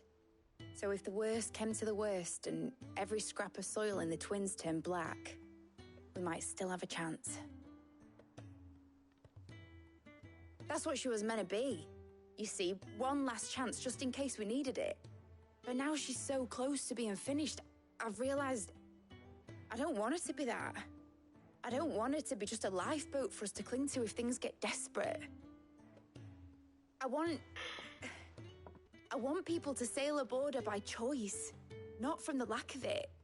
In a world where we're not just trying to survive, but where we can actually live. I'm working on that. And I'll do everything I can to get you what you want. Don't you always? All right. My mind's made up. As soon as the Enterprise is fit to sail, I'm putting her under your command. Sod our plans, I'm trusting in yours. Are you sure about this? Something tells me it's what my dad would have wanted. He'd be proud of you. You were gonna visit his grave, weren't you? I was. And you can come too, now that your little project is finished. Right. There's just one thing I need to finish up first. Won't be a mo. All right. I'll let Otto know you're coming. Meet us in the mess when you're ready. Aye, aye, Captain.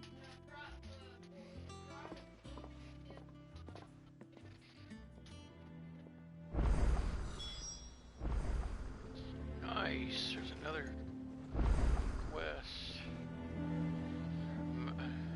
What? A new missive.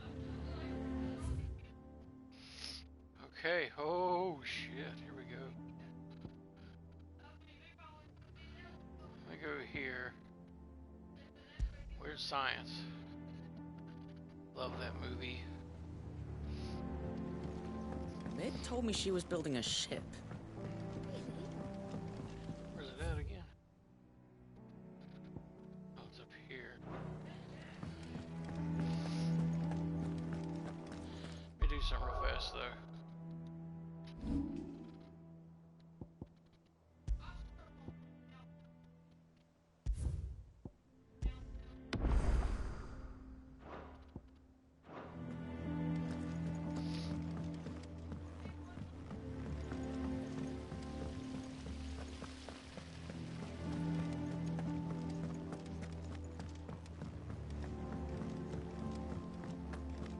I think Mid might need some help tidying up.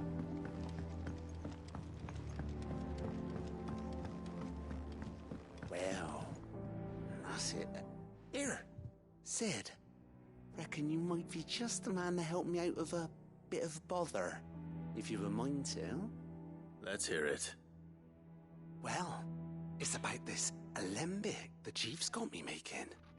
Lovely bit of kit it is.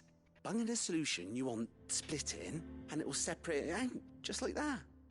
Problem is, it won't always get rid of all the impurities. And with some of the stuff we need it for, that ain't good enough. Which is why I've been looking for something to filter the liquid we'll be cooking off. And that's where I was hoping you could help me out. I imagine Ty could get some use out of this alembic too. Distilling medicines and the like. All right. Why not? Proper job! So what exactly do you need for this filter? Nothing but bomb ash'll do, says the Chief. Gave me a sample she'd obtained from the university stores. Couldn't believe my eyes. You pour the blackest blight water through it, and it comes out clear as a mountain stream. So, I did a bit of reading about where I might be able to get hold of some. And do you know what I found out? It's only the blimmin' bones of a bomb king. They leave them behind when they die, see? I take it that's where I come in.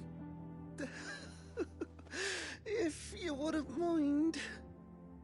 I saw a billet on the hunt board for one just the other day. Would have gone myself, but, well, fighting dirty great balls of flame ain't exactly my forte. You, on the other hand... All right. I'll see what I can do. Thank you kindly. And good hunting, eh?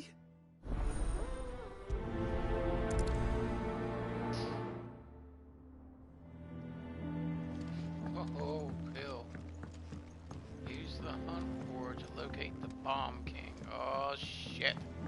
Go back to that damn thing again, huh? Alright.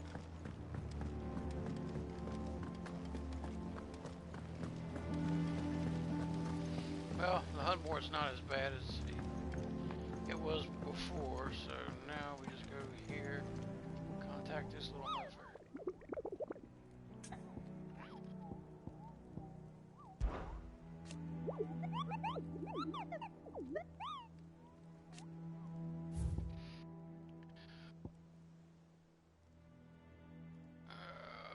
Imperial Chase. Okay, chat, we're ready to look this up. We've gonna have to go on another Bomb King. I had to look this shit up. BOMBKING. Bomb King location FF16. The Bomb King is said to be in the Croc region of Sandbreck. Travel to Dragon's Array and begin hitting what, south?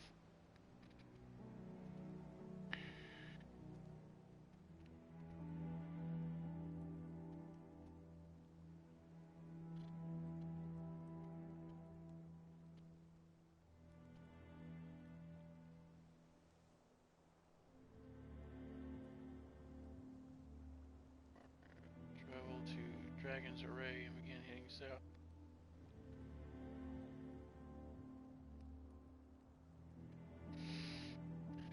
Begin hitting south. Okay, let me go back.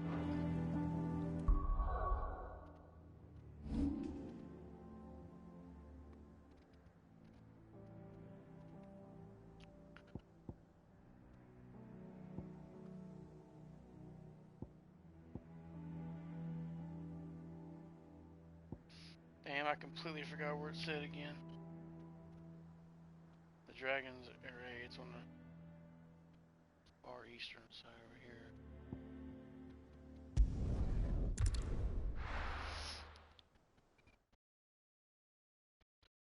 I'll pinpoint it on the map when I can find it here. Dragon's Array, it's down there. Wait, what? It's down along the Imperial Chase? Okay, so it's right up above the Imperial Chase, so like right here. So I gotta travel way down here.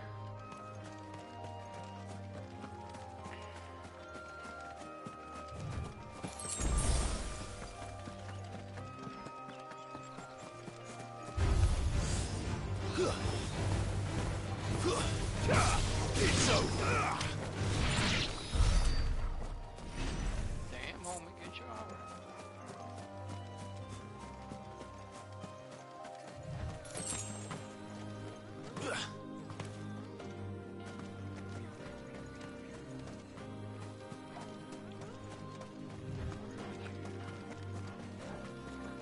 Where can I go?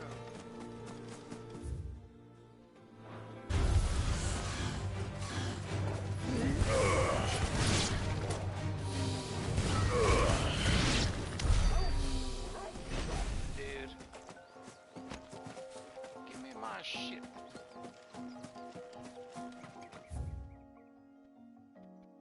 Okay, it should be right around here somewhere. Right here?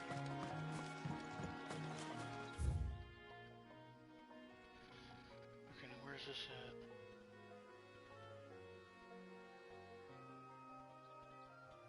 Okay, so it should be like right around in here.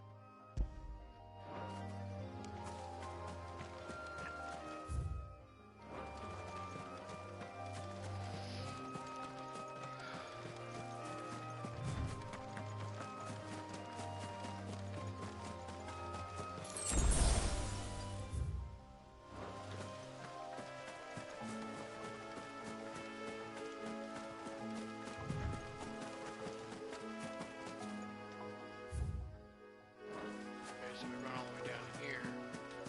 We go up. I think I'm doing this right, Chad. I think I am. I hope.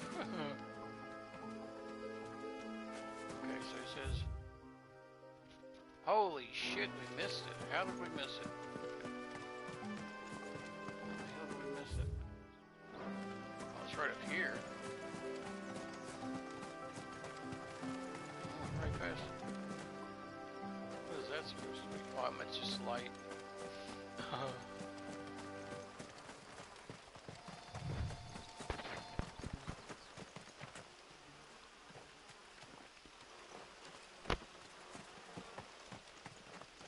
Right here?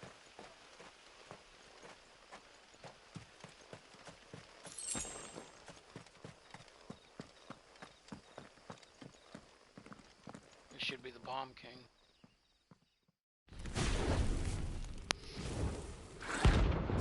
And it is. Chat, what the fuck is this up, I guess?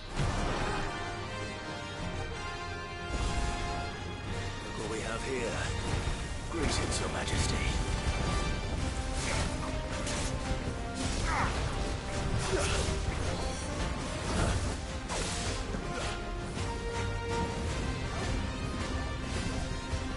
Can't do it.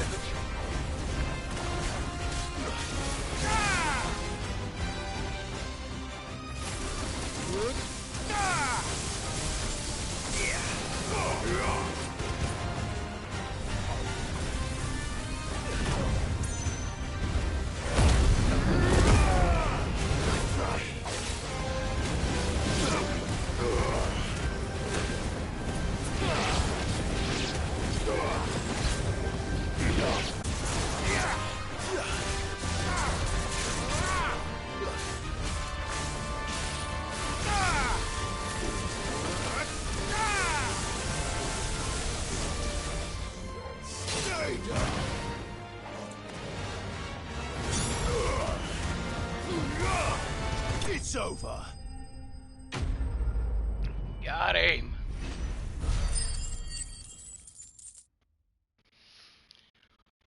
Damn, chat, we're kicking some ass now. Bomb Ember. Your reign is over. Now to collect the ash. This looks like the stuff. Let's see if there's any more.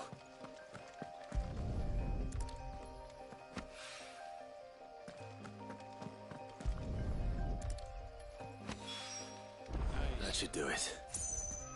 If Hawaii needs more than this, he can fetch it himself.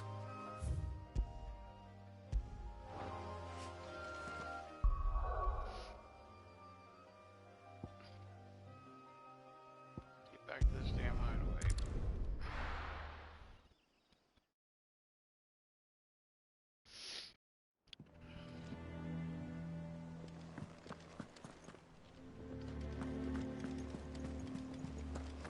Is that the thing Tomes helped? Mid told me she was Shit, Must be make our quite a fireplace. It's quicker going this way, I think.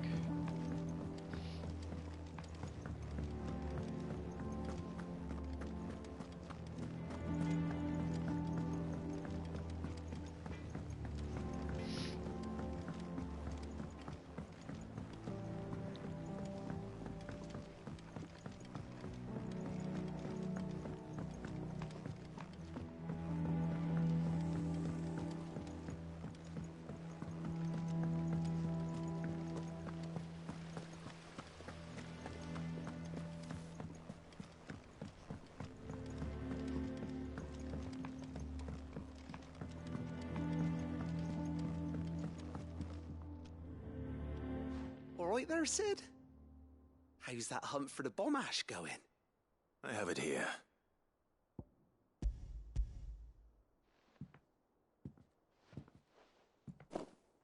That's the stuff.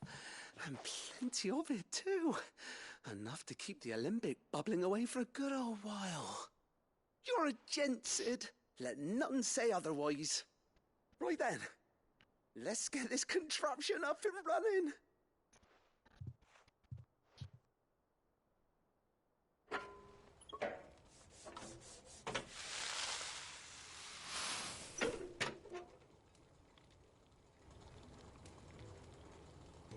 Sometime later.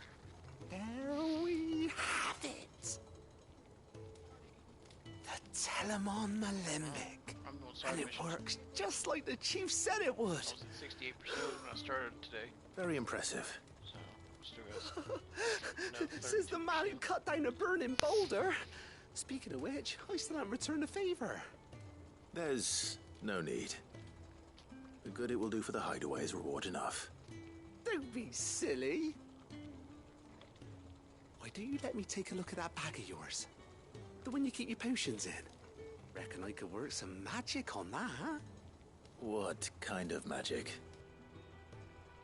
Well, We happen to have isolated a substance in our test run of the Alembic that I reckon will make even the toughest leather supple as anything.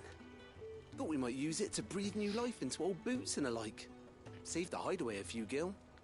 Ah, I reckon if we slap a bit on your bag, it'll loosen it up enough for you to squeeze in a bottle or two more. Well, it can't hurt to try, I suppose. That's the spirit. Leave it with me. I'll only be a mo.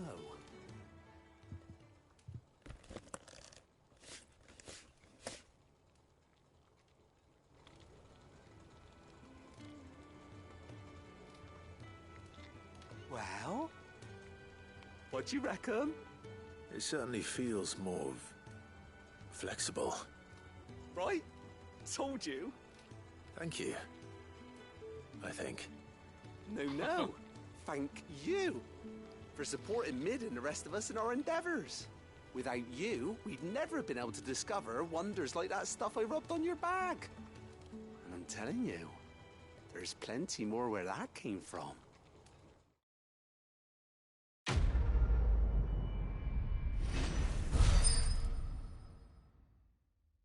That's cool, man.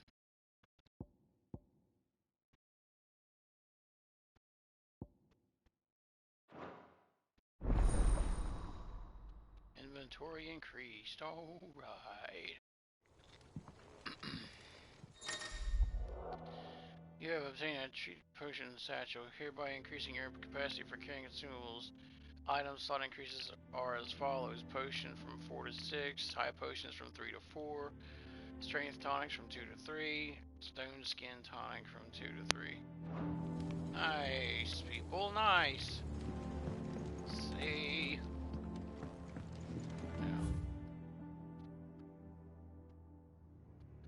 So the one's up here. So let's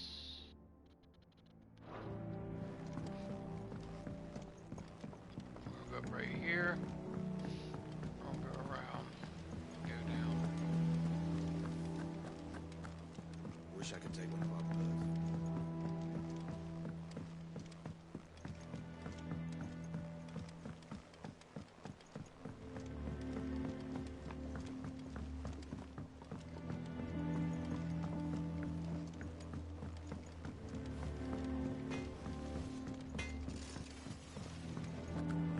The crystal too? You're joking.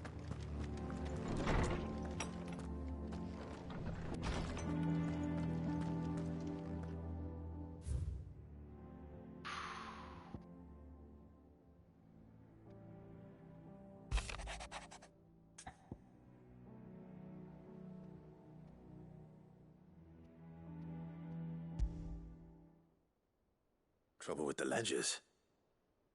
Shouldn't he be asking Otto for help?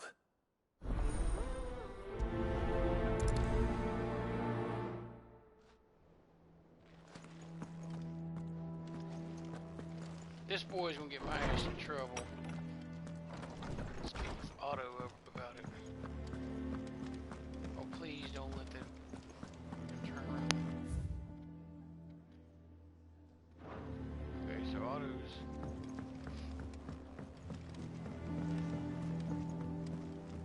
Excuse me, sir. Is that the thing Tomes helped to build? Mid told me she was building a ship.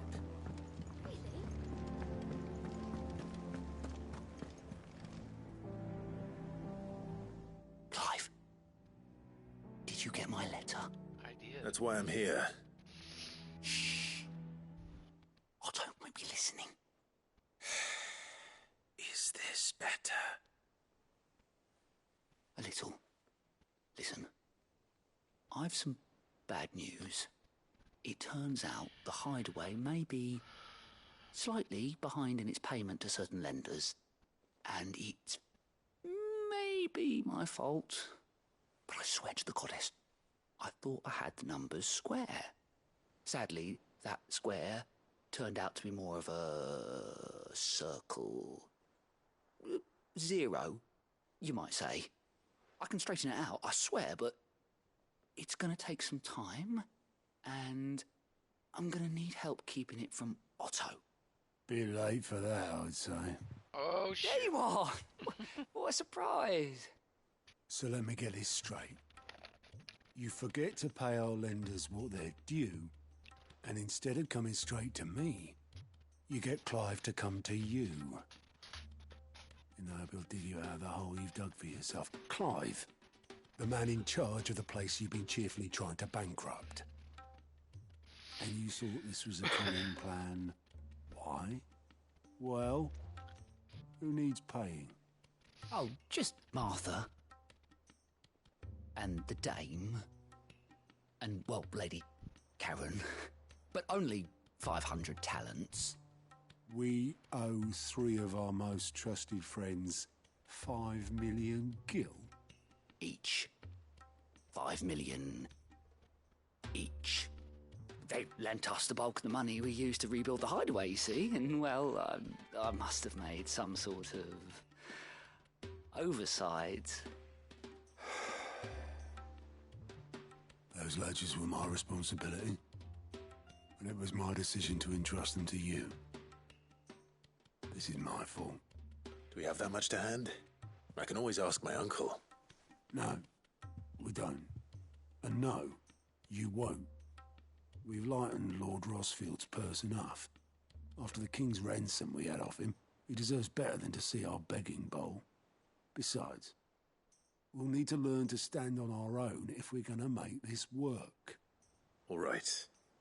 But that doesn't mean you have to shoulder the burden yourself. Is there anything I can do to help? There might be. How'd you fancy taking these to Martha and the dame? Rocks. Rocks, he says. Worth 1,000 talents apiece, these are. A little something Sid and I set aside for when times got lean. And I reckon 15 million in overdue debt probably qualifies. I just hope our associates' eyes are a bit more discerning than yours. I'm sure there will be. Should be me making the rounds, really. But you know how it is with this place. Orders to bark, arses to wipe, and all that. I know. Which is why I don't mind going in your place. Go. Do you know why I only gave Master Clive here 2 star rubies? Because you'd rather Lady Karen killed me. Because I'd rather Lady Karen killed you. Yes. Well, I suppose this is goodbye then. Don't worry. I'm sure Karen will understand. Really? Do you think so? No, I don't.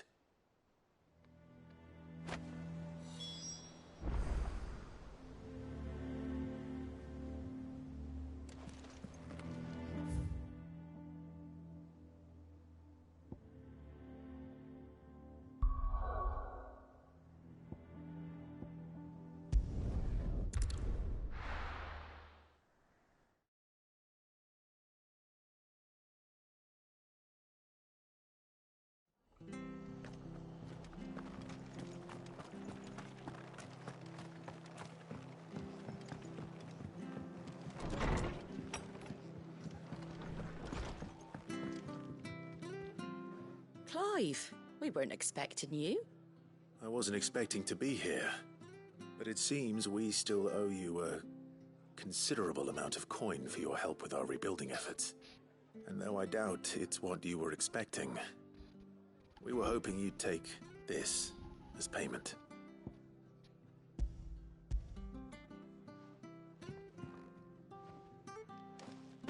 A star ruby? I can't accept this. It's worth at least twice what you owe me. More if you can find yourself the right buyer. Think of the difference as interest. Interest? If word got out I charged that much, no one would ever borrow from me again. Anyway, why are you the one here asking me about this? I'd have expected Otto.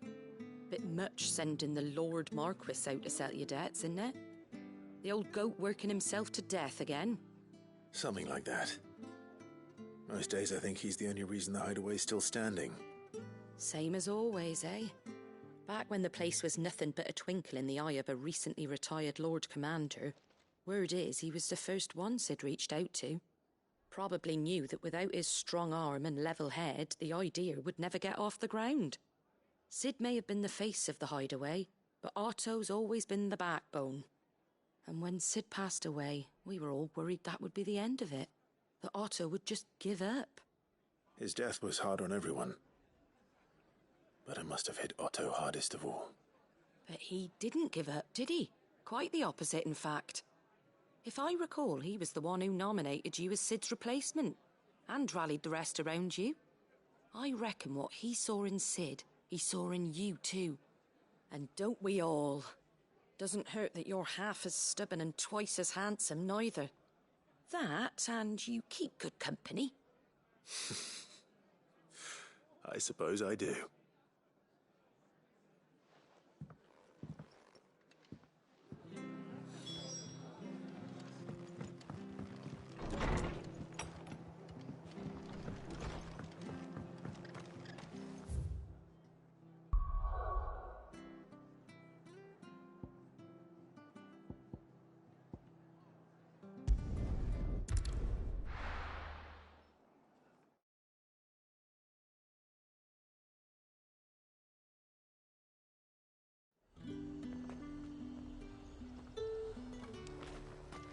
There's talk that the glass gate flood.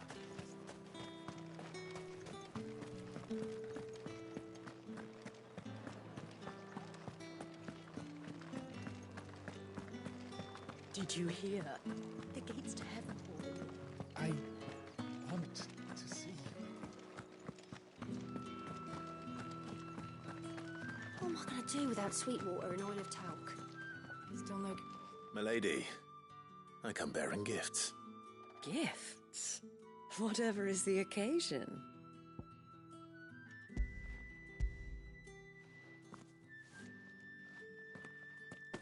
Oh my. Clive, you really have outdone yourself. Otto asked me to give it to you. To settle the Hideaway's debt with the Veil. And to compensate you for the time it took us to do so. You disappoint me, Clive. I thought you might finally be warming to me. Tell Otto he can keep his baubles. I tried to tell him as much the first time around. The man owes me nothing, nor does the Hideaway. My contribution to the restoration effort was made freely and willingly. It was the least I could do. You once told me Sid did you a kindness. I'd like to do the same. Please, accept it. For my sake. And for Otto's. For all of us. For all you've done. It is rather fetching, isn't it? Very well.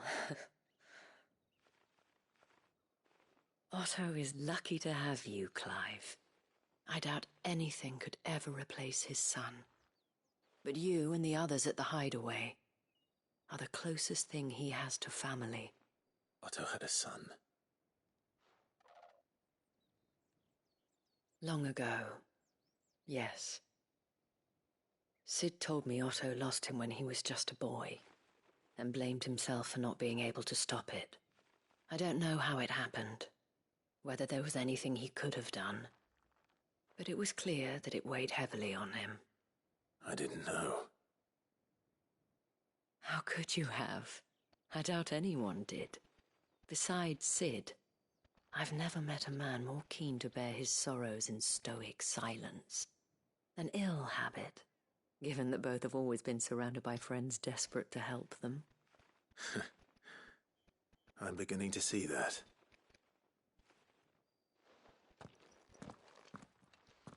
Go will want to know the stones were delivered. If he's still with us.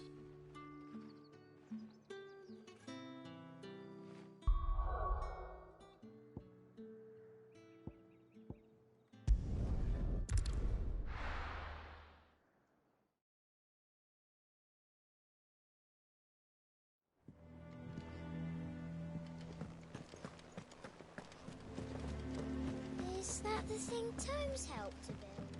Nick told me she was building a ship.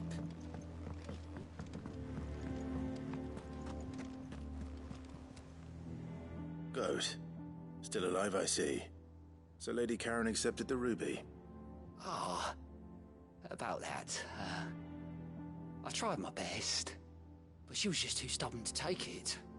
She threw it right back in my face, in fact, and told me I could stick my stupid stone where the sun don't shine. Karen refused payment. I hope it wasn't something I said. I'm sure you were as tactful as ever. Let me see what I can do. Oh, wonderful. I hope you have better luck than I did.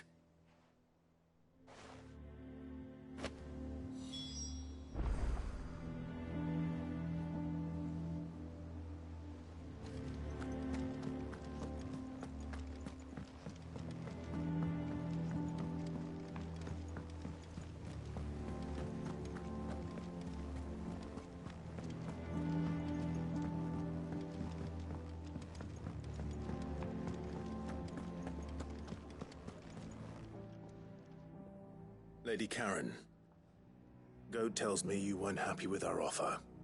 Would you prefer the debt was repaid in coin? What debt? I don't recall lending any of you lot me hard-earned gil. I may have tossed a talent or two in the Hideaway's coffers, but those were donations, and you can hardly call it charity if you go asking for it back. Of course not. But one good turn deserves another. And our circumstances have changed. Surely you wouldn't shun the gratitude of a pauper who happened to have become a prince. Oh, so you're a prince now, are you? Fine. But I'm selling it and taking what I'm owed, then you're getting the rest whether you like it or not.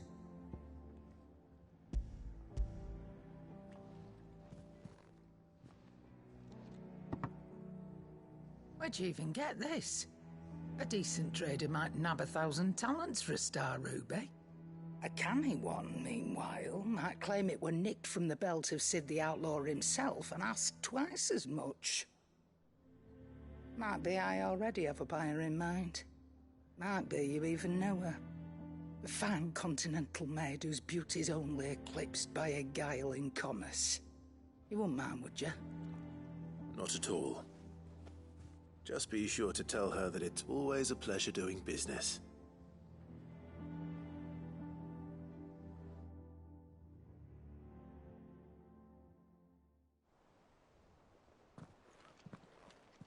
I hear you ended up delivering all 3 stones. Thanks to this lump. I sometimes wonder what I pay you for. Speaking of which, I still haven't been paid last month's wages. Oh, so you remember what's owed to you then? Get your ass behind that disc of yours and don't get up before those ledgers are square. Right away.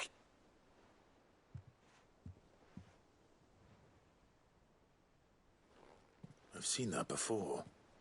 You have, yeah. Plenty of times. It was the only goblet Sid ever used. Either out of habit, or because the filthy sod couldn't be bothered to find a clean one. I knew so little about him. Like most people. Martha and the Dame both seem to have fond memories of him. I bet they do. How long did you know Sid before he... Before he died. 20 summers, give or take. Back in the day, I was a purser on a trade ship, which is where I met him. He bought passage to... I forget where. And having nothing better to do on the long nights, we set up drinking Island rum till the morning bell dragged me back to my duties. Quit my post not long after that. On account of making a fine maiden's belly fat. But me and Sid stayed close, promising we'd one day sail the seas again. That was before fate stepped in and said she was having none of it. The magic woke inside my son soon after his first name day, and there was no hiding his knack. Couldn't you and your family have... My family were the ones who summoned the constable, wanted the monster taken away. I couldn't turn my back on him. Forget what I felt, And I couldn't for the life of me understand how they could. Luckily, Sid was of the same mind as me. It was him who stood beside me when all I wanted was to tear the whole world down. Him who cried for me when I had no tears left of my own. Him who swore he'd do everything he could to stop it from happening again. And he was true to his word, too. Left the Royal Army once and for all. His ranks, his ribbons, gone. Just like that. Threw away everything he had. All to right a wrong that no one else had the courage to face. I knew then I'd follow that man to the ends of the earth.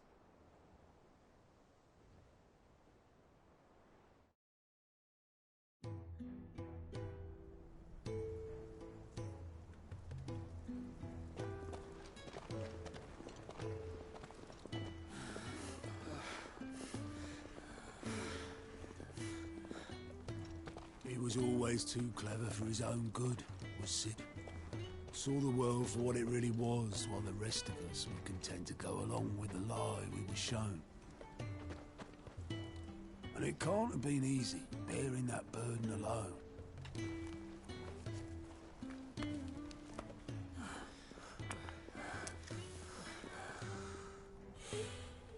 But he didn't let it stop him. He never lost faith in what he believed was right. And that gave us faith in him. Faith he'd steer us true. So I swore to myself that I'd always be right behind him, ready to catch the stubborn sod, if ever he should fall.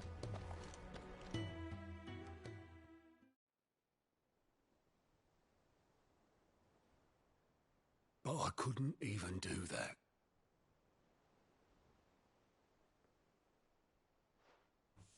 Ignore me. Just the ramblings of a tired old man. Leave that lot. I'll tidy it up in a bit.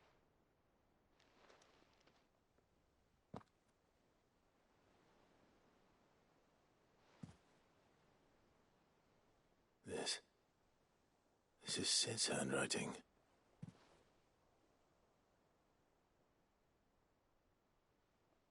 Dear Otto. I may be drunk, but I wanted you to know this place would be fucked without you. Love you, you grumpy old sod.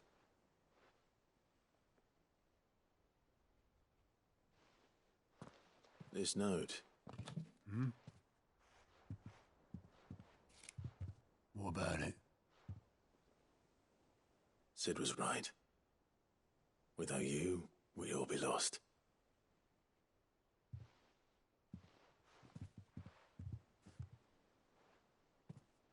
He should have bloody well said so then.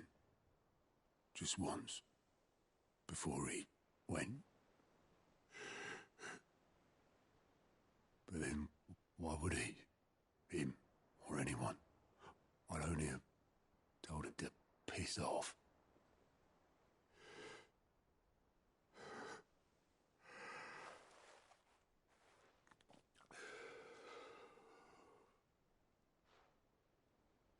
You're wrong, though. Both of you. It was never just me keeping the hideaway afloat. It was all of us. I just shoved people in the right direction. I barely seem to be able to do that anymore.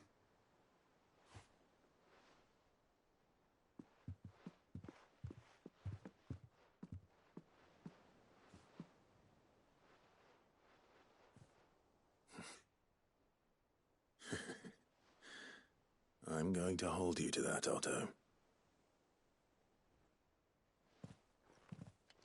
Before you go, Sid would have wanted you to have this. But that's... This'll do me just fine.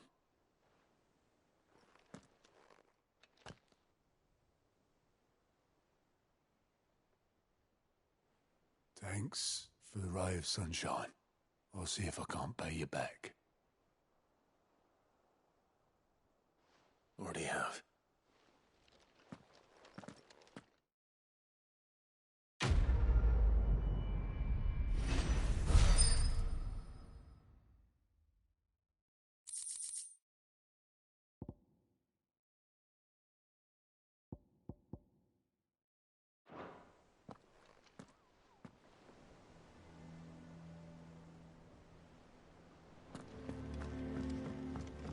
Mid told me she was building a ship.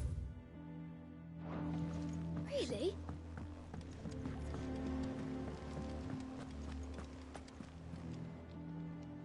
Welcome to the Patron's Whisper. Your benefactors are a generous lot. You earned this.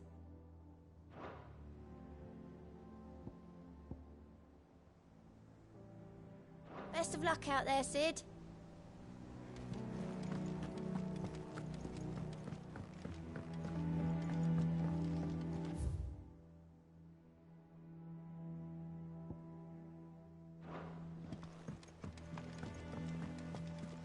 Is that the thing Tomes helped to build?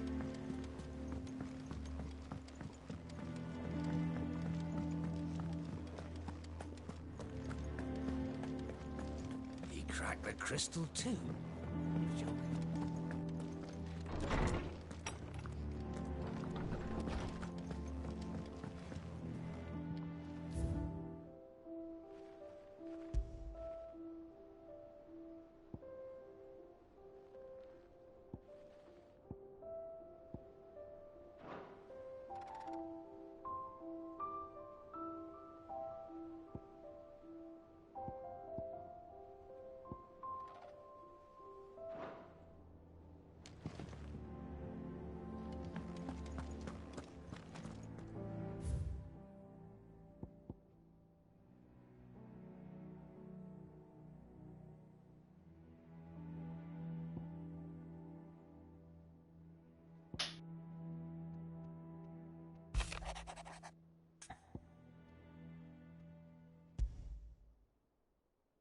What could be wrong with Torgor? He seemed well enough when I last saw him.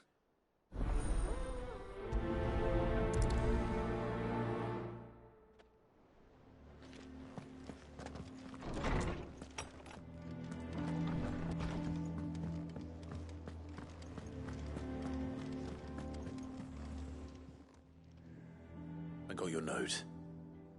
You think something's wrong with Torgor? So you can read. Congratulations. But I didn't say I were wrong with him. I said something weren't right. He's not been eating me treats. He used to love cracking the bones from Molly's boiled brown, but now he won't so much as look at them. Didn't like him. Which is why I'm of a mind that his mind's on something else. You've not been working him too hard, have you? No harder than usual. Is that it, boy? Do you need a rest? What was it you said he was?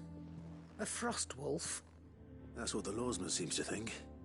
Then maybe this all has something to do with whatever it is that's woken inside him. I suppose things have been different since Rosalith. Perhaps Hippocrates knows something. Instead of everything, you mean? Perhaps.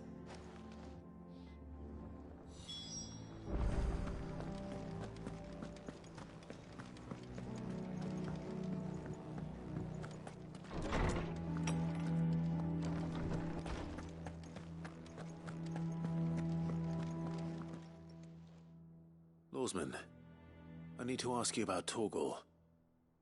Something's not right with him. He isn't ill, is he? I don't think so. But according to Lady Karen, he seems to have lost his appetite, which is certainly a new development. She says he's hardly been touching his bones of late, and she believes it may have something to do with what happened at Rosalith Castle. I rather think she might be right, though not about his appetite. All canids are instinctively inclined to crack open bones for the rich marrow that resides within, and I see no reason why a frost wolf should be any different. A accordingly I suspect it is not a lack of appetite that afflicts Torgal, but a surfeit of it. If we assume that his newfound magics require additional nourishment to sustain, it may well be that the bones Lady Karen is accustomed to providing are no longer sufficient. Frostwolves, after all, habitually prey upon far larger animals, whose bones may yield altogether different nutrients. As to where one might find a suitable substitute, some antelopes that graze the meadows of eastern Rosaria have been known to grow to a size more than double that of their lesser cousins. I don't recall ever seeing any that large. And little wonder. The oldest and largest such creatures rarely leave the safety of the highlands for fear of predators. The last elder antelope sighting I recall hearing about took place near Cressida, and that was long before the village was abandoned. Even so, it seems like a good place to start. Good hunting, Clive.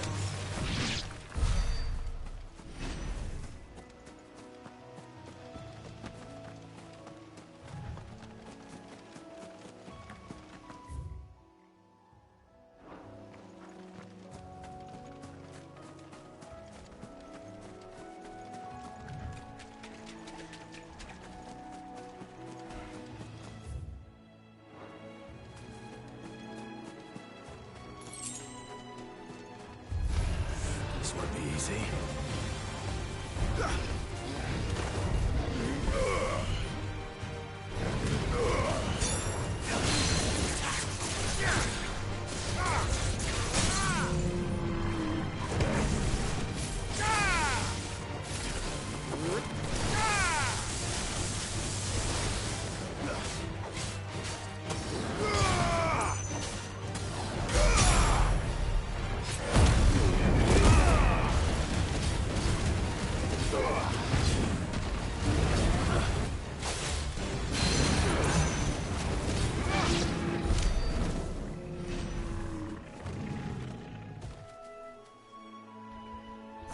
That trophy chap was called Made to be Broken.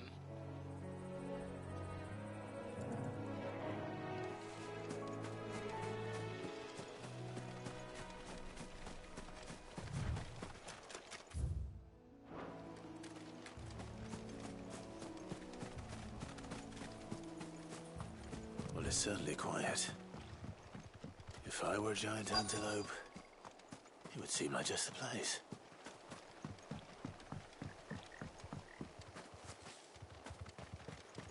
I doubt we'll find one bigger than that. You hungry, Torgal?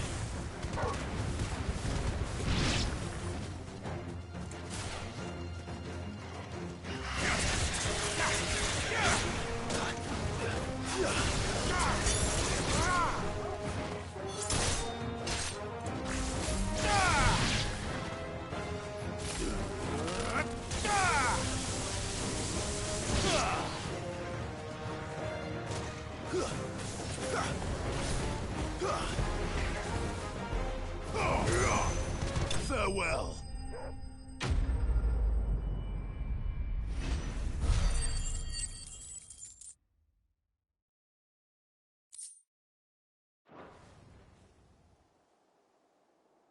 Now,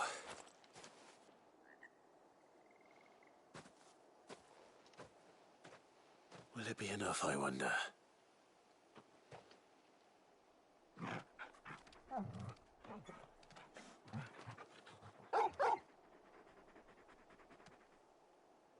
I say that answers my question, which means we owe the lawsmen our thanks. You're just a big puppy, aren't you? A very big puppy.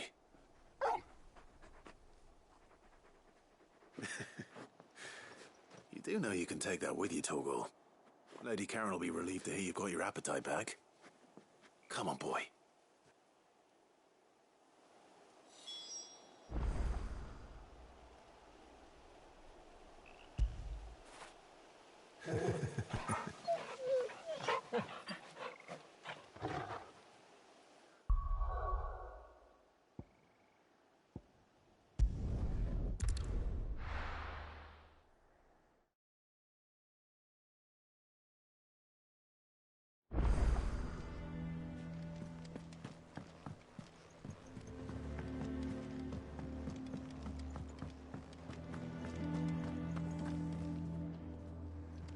I noticed you and Torgal had gone off somewhere. Take him for a walk, did you? You could say that.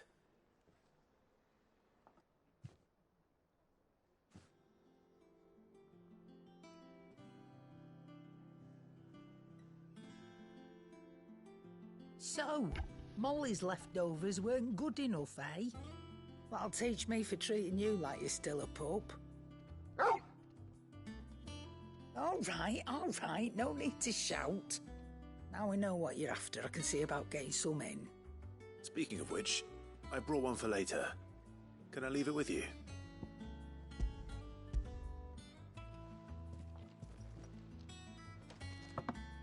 You can, aye. I'm nice like that. In return, you can thank Tomes for me. The bloody know-it-all. I was just on my way to see him.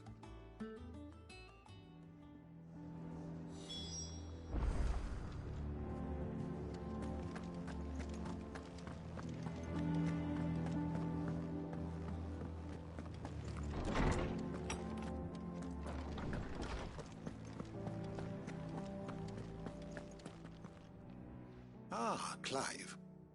Were you able to locate your quarry? We were indeed, Lawsman. You pointed us in exactly the right direction. And Torgal's been a very happy hound ever since. Very good, very good. Lady Karen sends her thanks, by the way, for your part in solving the mystery. Ah. But that reminds me. After your last visit, I found myself pondering Torgal's talents. Do you recall our conversation concerning Lady Jill's role in Torgal's transformation? About how she somehow woke the power within him. Precisely that. A reasonable conclusion, I thought. But one which raised certain questions in my mind. You see, the Fenrir of legend served Shiva and Shiva alone. And while the powers attributed to him are certainly impressive, the records imply they are somewhat different in nature to those you described Torgal as having used. What are you suggesting? That Torgal may be the beneficiary of more than one Icon's power. Consider that in addition to Lady Jill, he has served as a loyal companion to you, your brother, and even the late Cid. In short, the Icons hitherto near at hand, or should I say at paw, have been diverse and plenty, and that number has only grown as the realm's dominance have fallen to your sword. One can but speculate as to how all of this has affected Torgal. He has seemed more fierce of late. And if I am not mistaken, he will grow fiercer still. We are fortunate indeed to be able to count him amongst our allies and not our adversaries. Oh, he's more than an ally. He's a friend.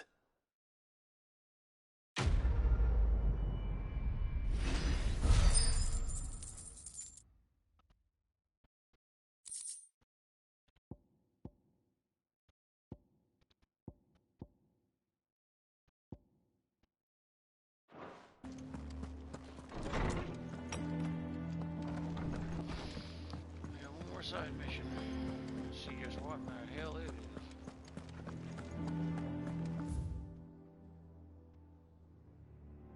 Yes, chat one more. He cracked the crystal too. Well, one more right here. I don't know if I'll know game or not.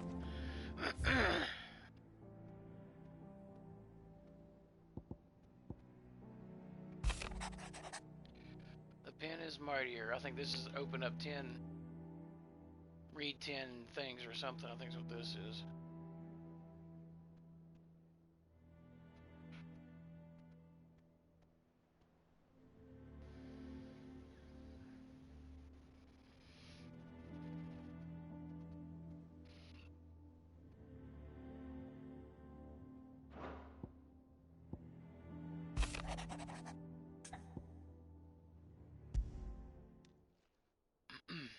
Hopefully it's nothing. But I should speak to Blackthorn just in case.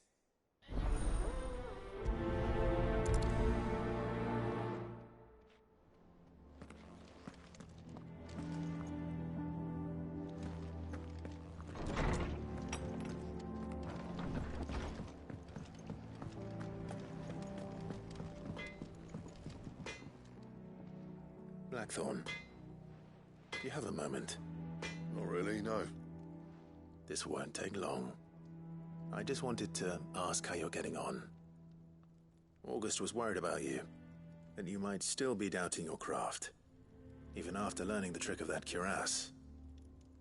Is there something else weighing on your mind? Perhaps sharing your thoughts might help. That bastard's like a dog with a bone. Still, he's got a keen eye, I'll give him that.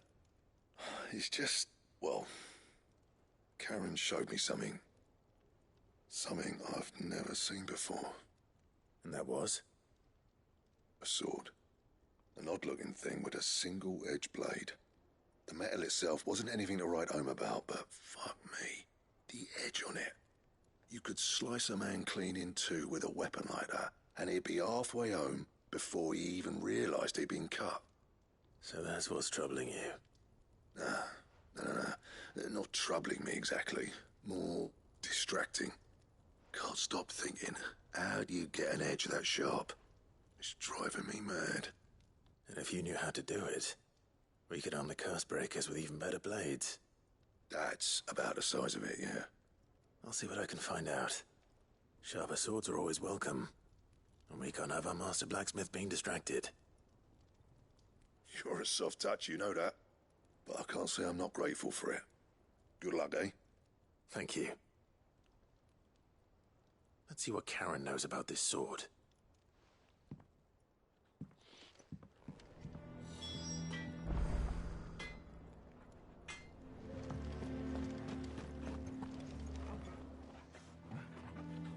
You're looking well, Karen. What do you want? How were they? I want to know about the sword you showed Blackthorn. Single-edged and extremely sharp. Running around after him again, are you? I suppose I am, yes. But I need to help him find out how to work an edge like that. It's driving him to distraction. Little wonder, I suppose. There's not many like that make it as far as the twins, and those that do go straight into private collections. Which made it nice and easy finding a buyer. Can you tell me who bought it? Where is it now? You think I tell people who my clients are? Suppose you're not likely to go nicking him off me, are you now? Fine. If you stop mooning at me like that. Lord Ignac's the man you want. Dalmekian bloke. Collects weapons and the like. And he's got more money than sense, which is why he's one of my favourite clients. Reckon he'll still be at the inn in Dalamil, where I left him. Thank you, Karen. Oh. And he's a touch eccentric. If you take my meaning. I appreciate the warning.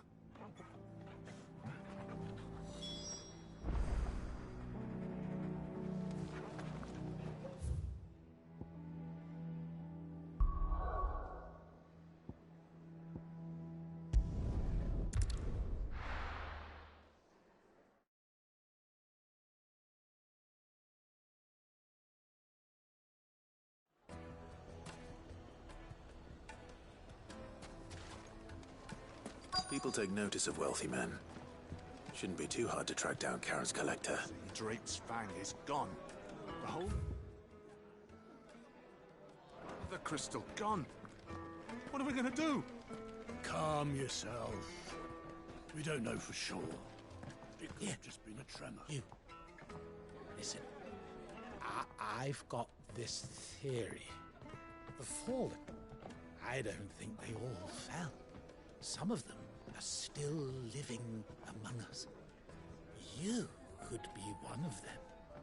I could be one of them.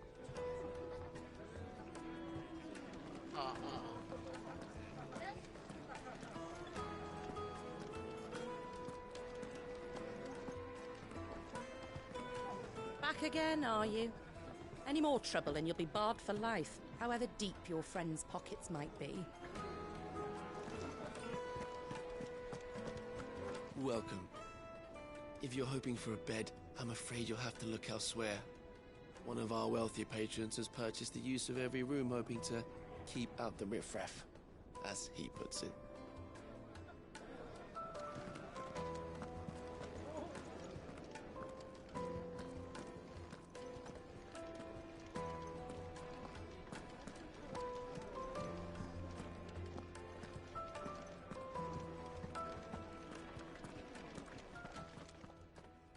My reputation will be ruined! Ruined! Calm yourself, Lord Ignac, I beg of you, before you do yourself a mischief. Pardon the intrusion, but... Out! Get out! I paid for these rooms so I wouldn't be disturbed. Leave me be! Please, allow me to apologize. His lordship is going through a difficult time, and he's never been fond of guests arriving unannounced. Radim! Get rid of the filthy oaf this instant! Very good, Lord Ignac. Would you mind stepping outside for a moment?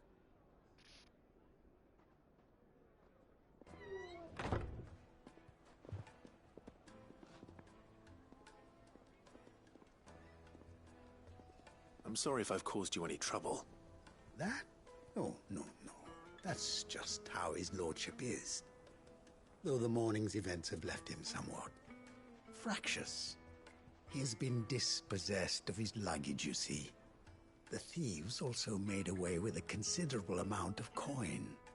Coin the innkeeper will soon be keen to collect. I don't suppose a certain blade was among the stolen items. A single-edged sword. It was purchased from a merchant friend of mine. Ah, you know Lady Karen. Yes, I'm afraid it was. Then I'll retrieve Lord Ignac's luggage.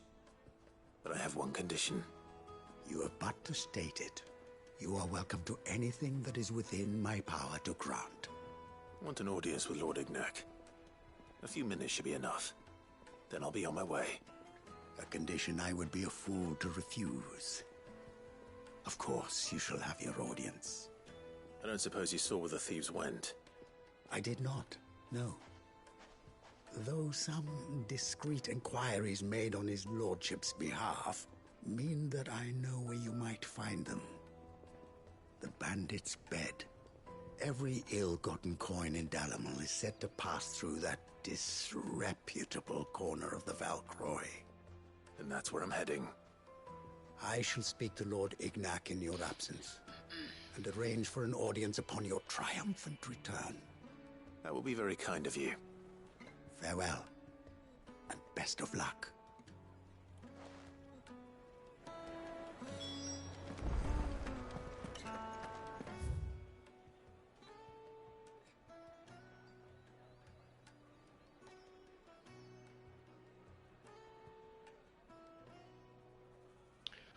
Holy shit, it's way up here. Damn, okay. Let's go here. Wow, that is a long way.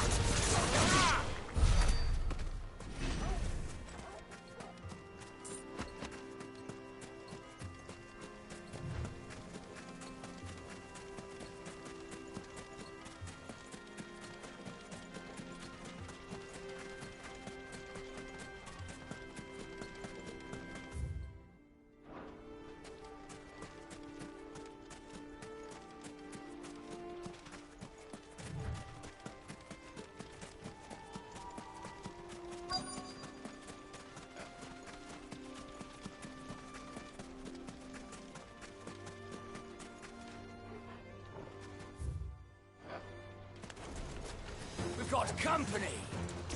Come on, lads, let's tear the bastard's head off!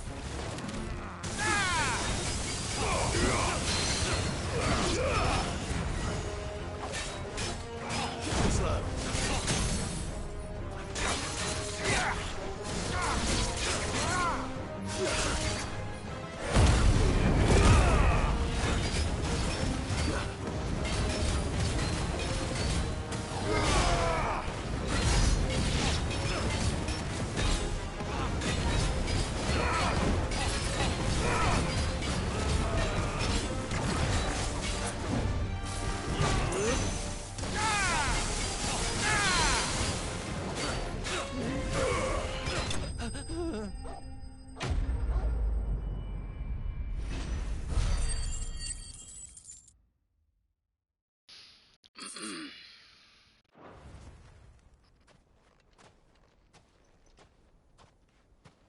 This must be Ignac's luggage.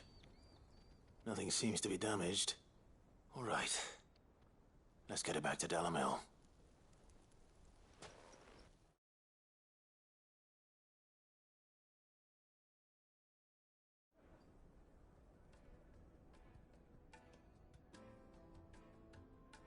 I hear I have you to thank for the return of my effects. What shall I call you, my good man? Wyvern. Glad to make your acquaintance. A formidable name indeed. Well, Wyvern, I appear to be in your debt. Redeem here tells me you wished for an audience. Is that all? A few moments of your time should suffice, yes. You're a peculiar fellow, Wyvern. All right, speak. Master Wyvern was wondering if you could tell him about a certain single-edged sword you recently acquired. Oh, a true work of art, that one. Karen drove me hard on the price, but I would have sold her Radim here to get my hands on that sword. It was made in the Outer Isles, far beyond the Twins, and is used exclusively by the practitioners of a unique school of swordsmanship. They believe no combat should ever exceed a single strike, and hone their blades to such perfection that none ever does. Each sword is made for that one perfect stroke, and for that stroke only. They crack upon a second blow. There's a brutal sort of beauty to it, really. But how do they hone such an edge? Fine question. Why, they use a whetstone, of course. Whetstones, rather. A whole array of them, ranging from the coarse to the fine. 10,000 licks with the sharpening stone, then 10,000 more. But it is the final stone which lends the blade its legendary sharpness. A mineral quite foreign to this great realm of ours. And that is the key. The secret ingredient. Wyvern, it occurs to me that my little lecture is hardly equal to services rendered. Take this, together with my regards. The very stone of which I spoke, far rarer among collectors than even the blade itself, and a far more fitting payment. Thank you. Pardon the intrusion, my lordship. However, it is long past time we prepared ourselves to depart. So it is. I am locked in bitter competition with a rival collector of curiosities. I am one step ahead of the unscrupulous scoundrel, but he is hard at my heels. And there are many other collectors out there. Too many to count, but only one do I consider my nemesis. Lord Byron Rosfield. And is a perennial thorn in my side. I can imagine. Farewell, Wyvern. May our paths cross again. Radim, we mustn't dawdle. He hates his uncle. I think his lordship is rather taken with you, Master Wyvern.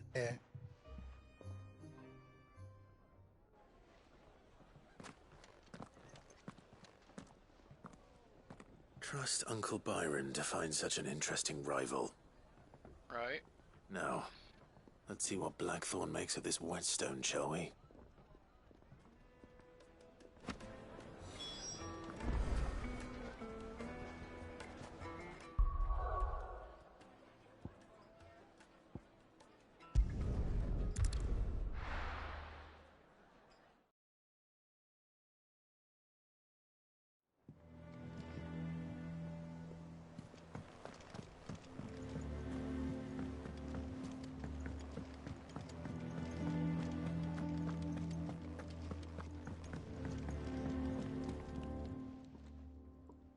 Sorry for the wait, but hopefully you'll agree it was worth it.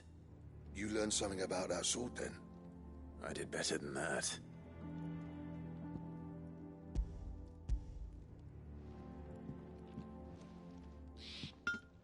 A whetstone? Yes.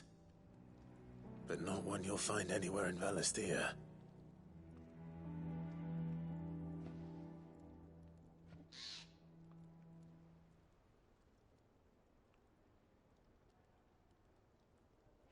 No wonder I couldn't get the same finish on the grinding wheel. One hit and all done, eh? Might not be so bad if all you ever fought were duels.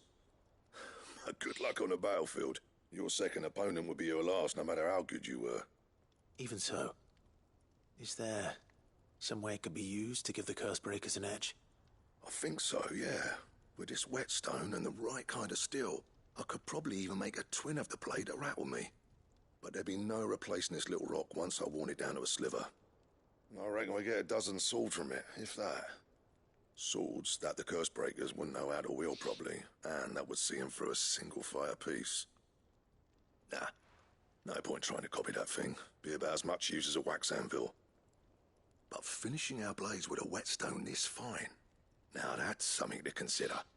And what's finer than fallen masonry, eh? Or more hard-wearing, for that matter. Just imagine it. Good Valisthean steel with an edge as sharp as any found in the Outer Isles. I won't make a copy, nah. I'll make something much better. I'm sure the Cursebreakers will be delighted. Just don't push yourself too hard.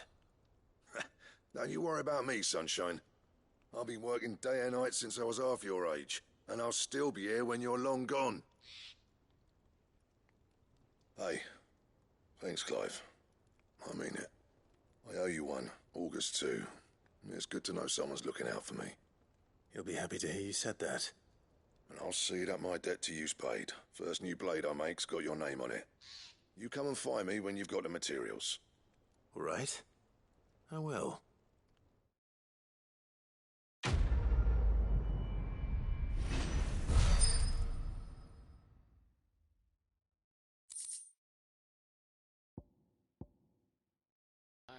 Yes, we're crafting the sword of Excalibur.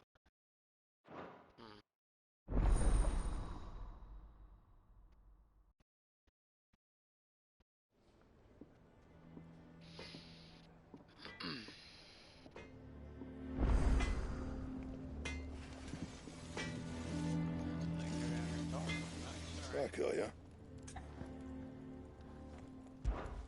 What's that for you, dear?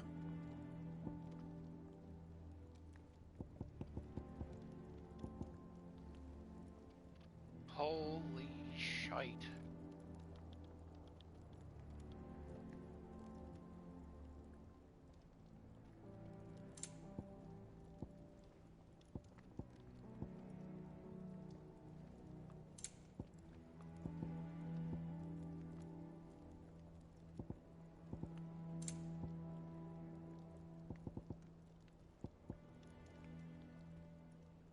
Alright, to get that.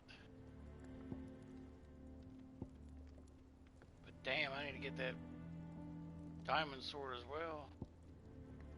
Shit, Excalibur is more than that though. Shit.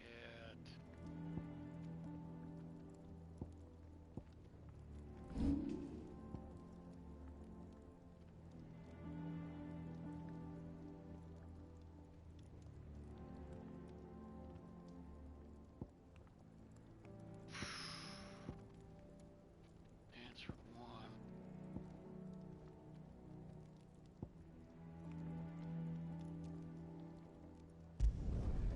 My best work, but it'll do.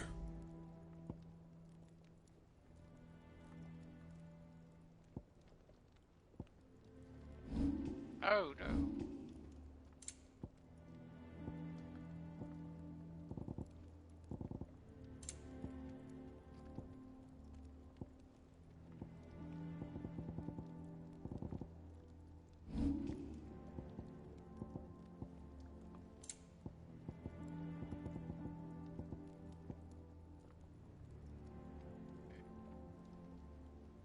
Anything else? Yeah, I need to go and find. Do you have some of that damn that stone shit he's talking And about? what can I do for you? Do you have some of that?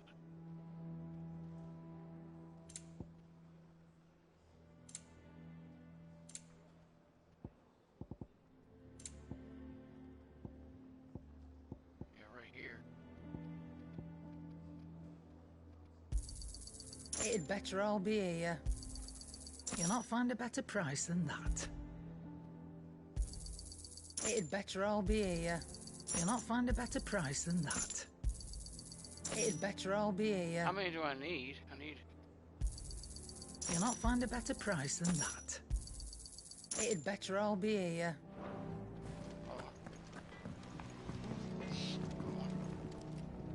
What do you need? What's that for you, dear?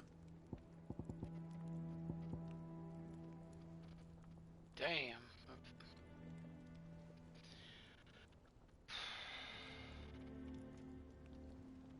And? How can I buy multiple shit from you, girl? Well, don't just stand there gawping.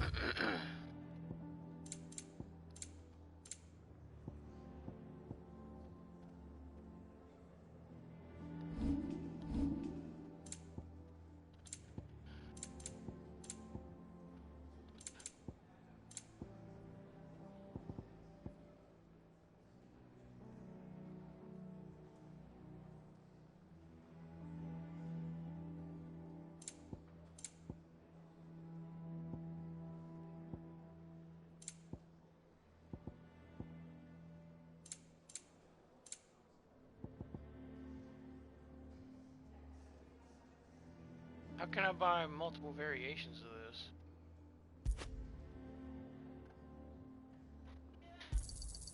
You'll not find a better price than that. You're rubbing me blind, you know. It'd better all be here. You're rubbing me blind, you know. It'd better all be here. You're rubbing me blind, you know. It'd better all be here. You're rubbing me blind, you know. It'd better all be here.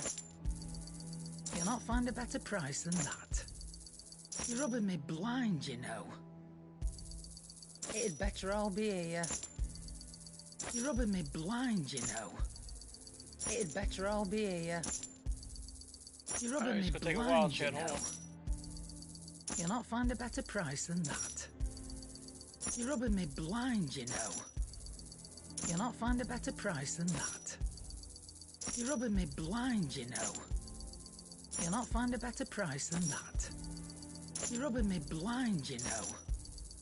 You'll not find a better price than that. It'd better all be here. You'll not find a better price than that. You're rubbing me blind, you know. It'd better all be here. You're rubbing me blind, you know. You'll not find a better price than that. You're rubbing me blind, you know. It'd better all be here. You'll not find a better price than that. It'd better all be here. Almost there, You're rubbing me blind, you know. It'd better all be here. You're rubbing me blind, you know. It'd better all be here. You're rubbing me blind, you know. It'd better all be here.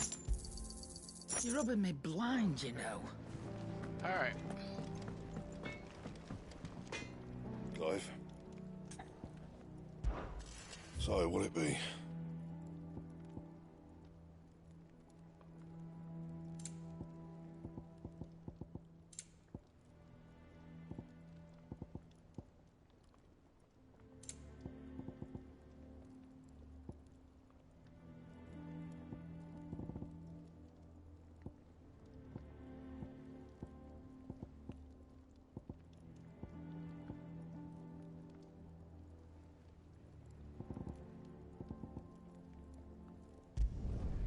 It'd last you a good while. What the hell, dude?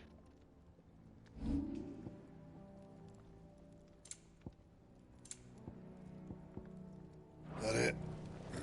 Fine. Did I just replace?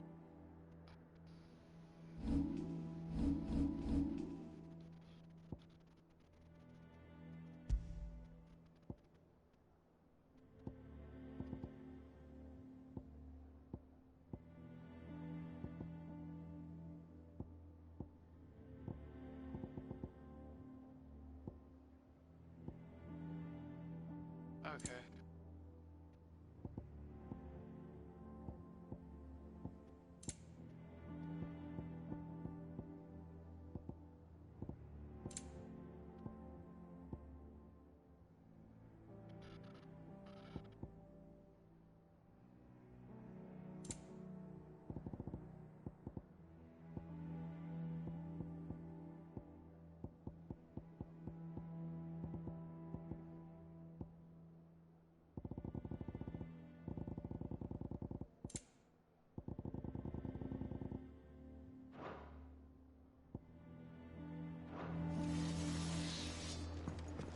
We got that.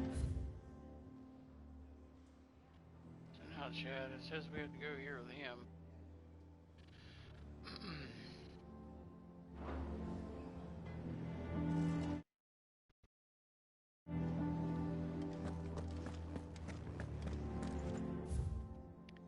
Well, I guess it means there's nobody else that has anything else on here, man.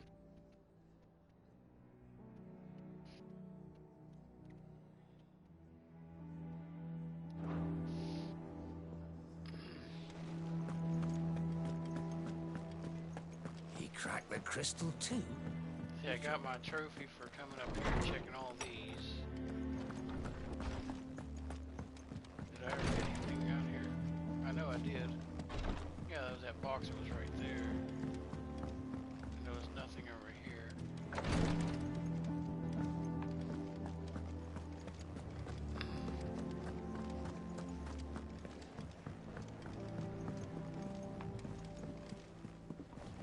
Yeah, let's go here.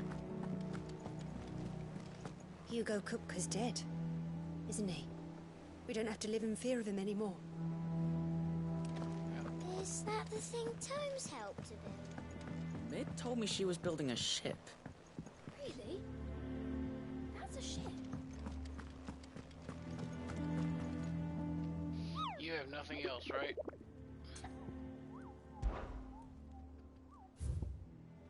No, we have absolutely obliterated just about everything on there.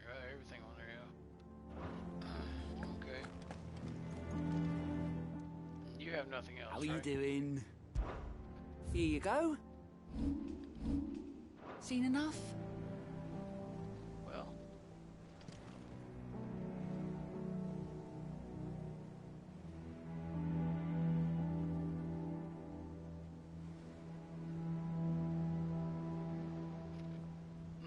Chad, I'm debating.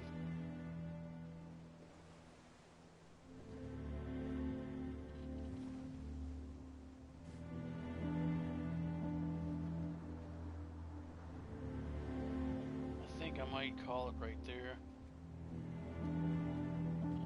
Because I want to save some of these.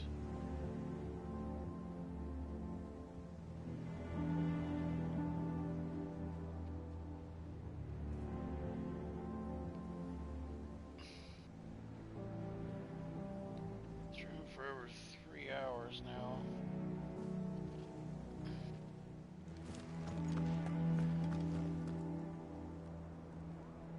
What do you need me to do, Otto? All right, Clive. Asterix. Mid finished sending half the hideaway traipsing across the twins, has she? I swear, that girl'd do anything to put off visiting her old dad's grave. No excuses now, though, eh? Not quite. She said there was one final thing she had to take care of. I'm sure she'll be finished soon enough. She said that? In those words? She did, yes. Clive? Were you born yesterday or something? There is no thing. She'll probably be halfway to Canva by now. Mid. I might still be able to catch her. How in the hell do I do that?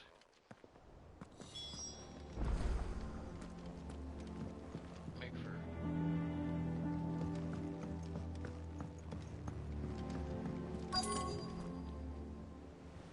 The Enterprise will have 4 Mithril engines, each needing its own displacement stack. So, just 3 more like this, and we'll be finished.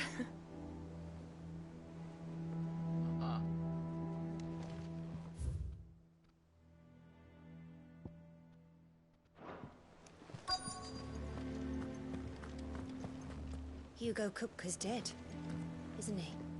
We don't have to live in fear of him anymore.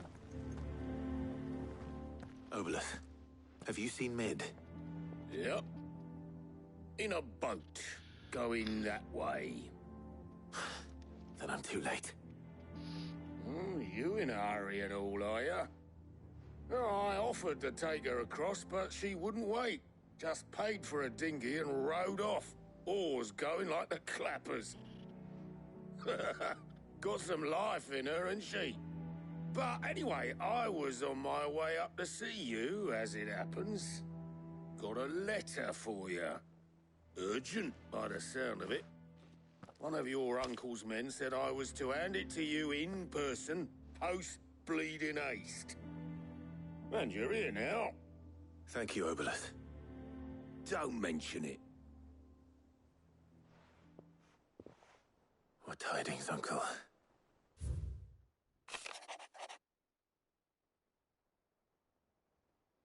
I mentioned that I agreed to share comes to this. Stronger with those, but I guess their knowledge of the going from our free cities over which I are endeavors and certain young course. Though I frequently missed elements, probably to be quite valiant.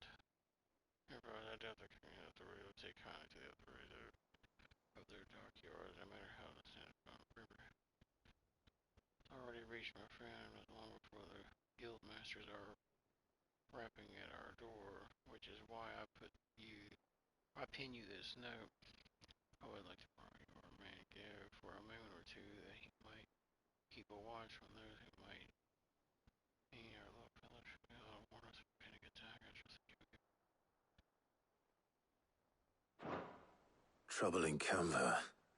Well, I'll need someone to keep an eye on Mid.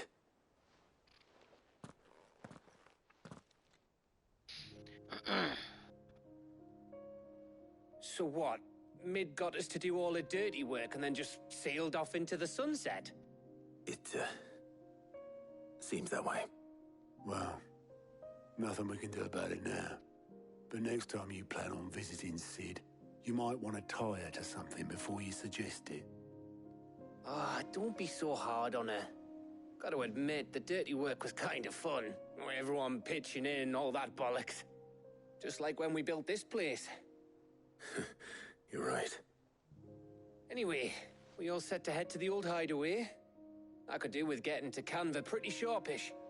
Wouldn't do to keep Lord Rosfield of the Seven High Houses waiting now, would it? Not after he asked for me personally. Gav will be leaving with me. Will you mind the place while we're gone? You can count on me. Just be sure to give Sid and the others my regards. All right. Oh, by the way, Jill will be joining us too. She's got some things to take care of, but she'll meet us there. I hope she's telling the truth at least. Okay. That's a little ominous. Oh, we go back to the old hideaway, okay. Sid's legacy.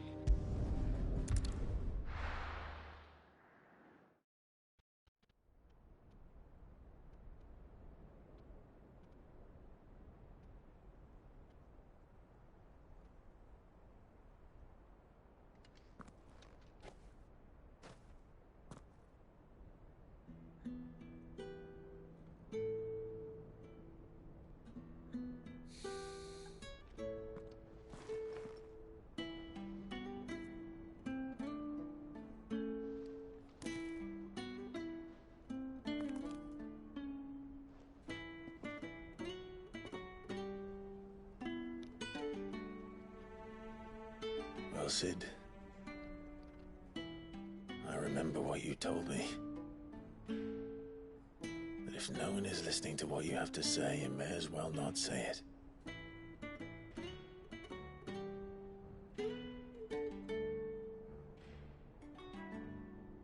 But I will say this, old friend. Hugo Cooker is gone. His shadow looms over us no longer. It's a pity the Phoenix can't be in two places at once. If he'd have been with us, maybe he could have done something for the lost. Not even the Phoenix can bring people back from the dead. Life has a beginning and an end.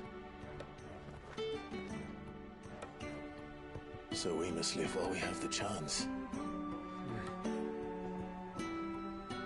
And not as slaves to the crystals, but as free men. May we join you?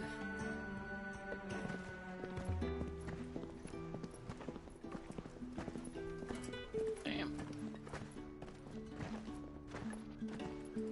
Lady Karen, what a pleasant surprise. I thought I'd drop by and see how you were all doing before heading off to restock my supplies.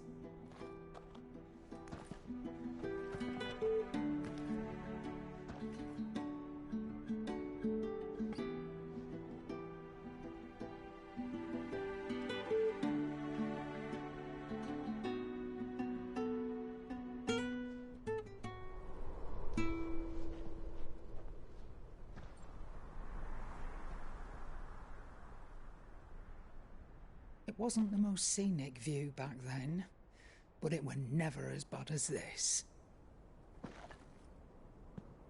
I know. The Blight marches on. And soon, There'll be no escaping sights like these.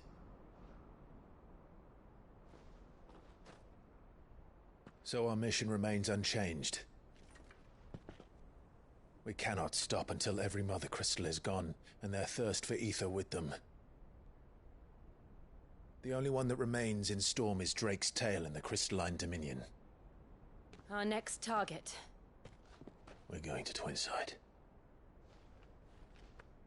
It's the capital of the Empire these days. I wouldn't like to think how tightly guarded they've got the place. Not that that'll stop you, but we do well to scout it out before you go charging in. We would indeed. If you're off to the Dominion, you can take this great lump with you. Goots. Oh, I am sorry. Have you forgotten you're the most wanted man in the Twins? I thought you might like to disguise yourselves as the attendants of a travelling trader, assuming you've no better ideas. You wanted to buy yourself some tools, didn't you? Well, now's your chance. You're letting me go? With them? Oh, thanks, Nan! Stop that! You'll break me bones, you great galoot!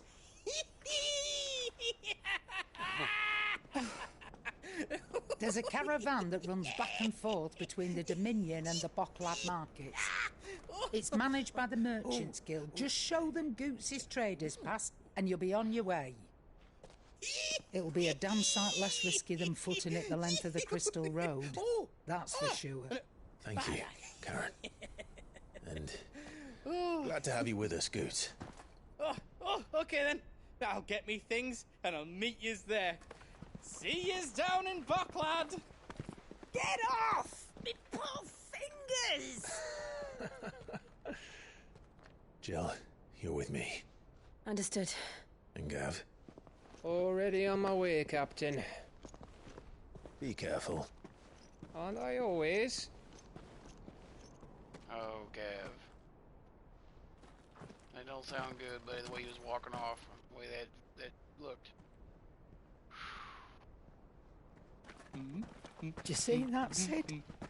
Your protege's making a proper little outlaw of himself.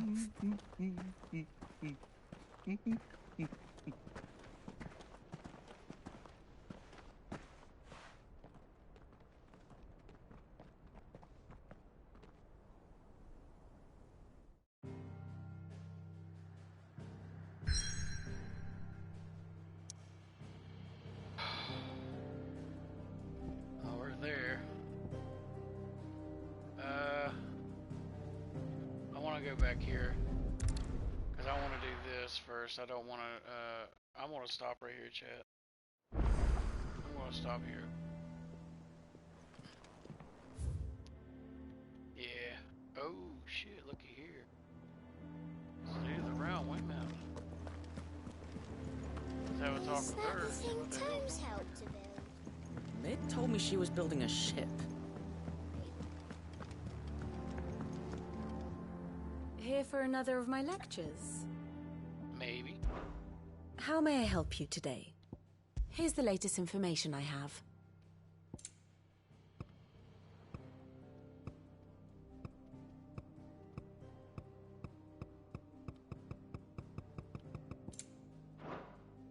Here you are.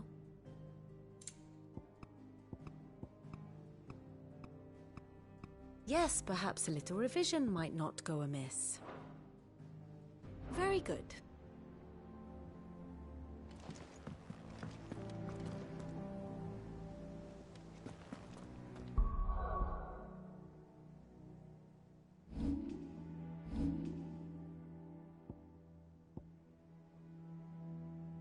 Alright, Chad, I'm gonna do something here.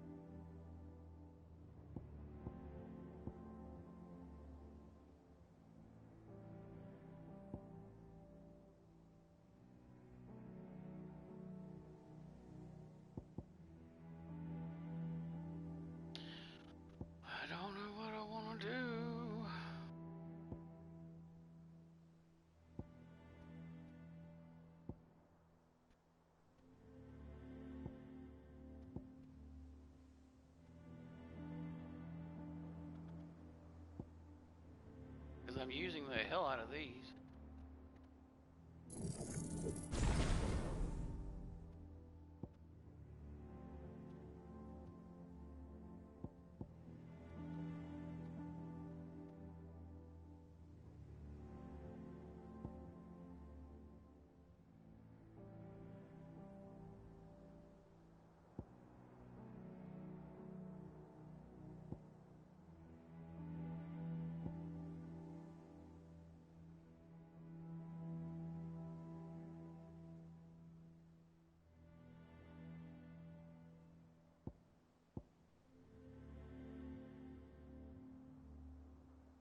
Oh wow. Hang on one second, chat.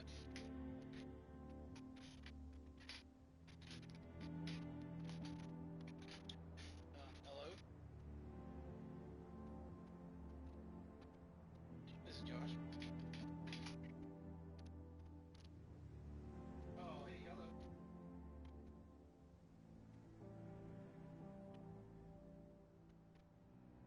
Right.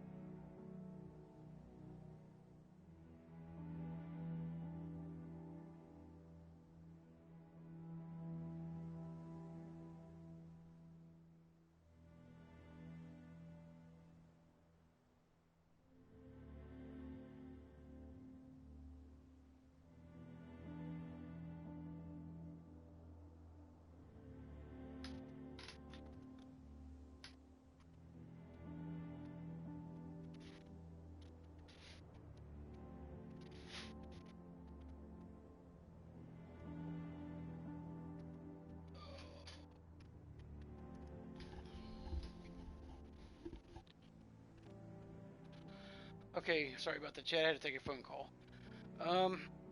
I think I'm going to save my points for this one because I want.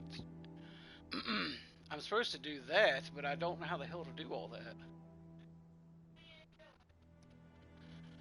Yeah, like these ones down here, I don't know. It says create a lightning fireball, then upon strike, chains of lightning go by nearby enemies. But I just don't know how all that shit goes about. I don't know what it goes on there.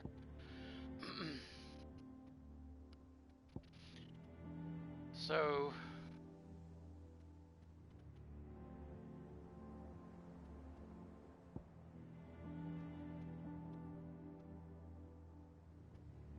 Yeah, that's what I'm gonna do. That's gonna be it for me for right now, chat.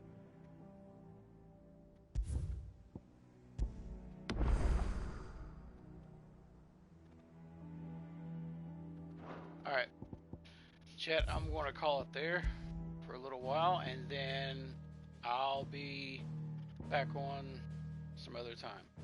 Thank all of you for watching. I really do appreciate it. If you don't mind, please like, subscribe, and hit the follow button here on Twitch. Thank you for watching. Really do appreciate it.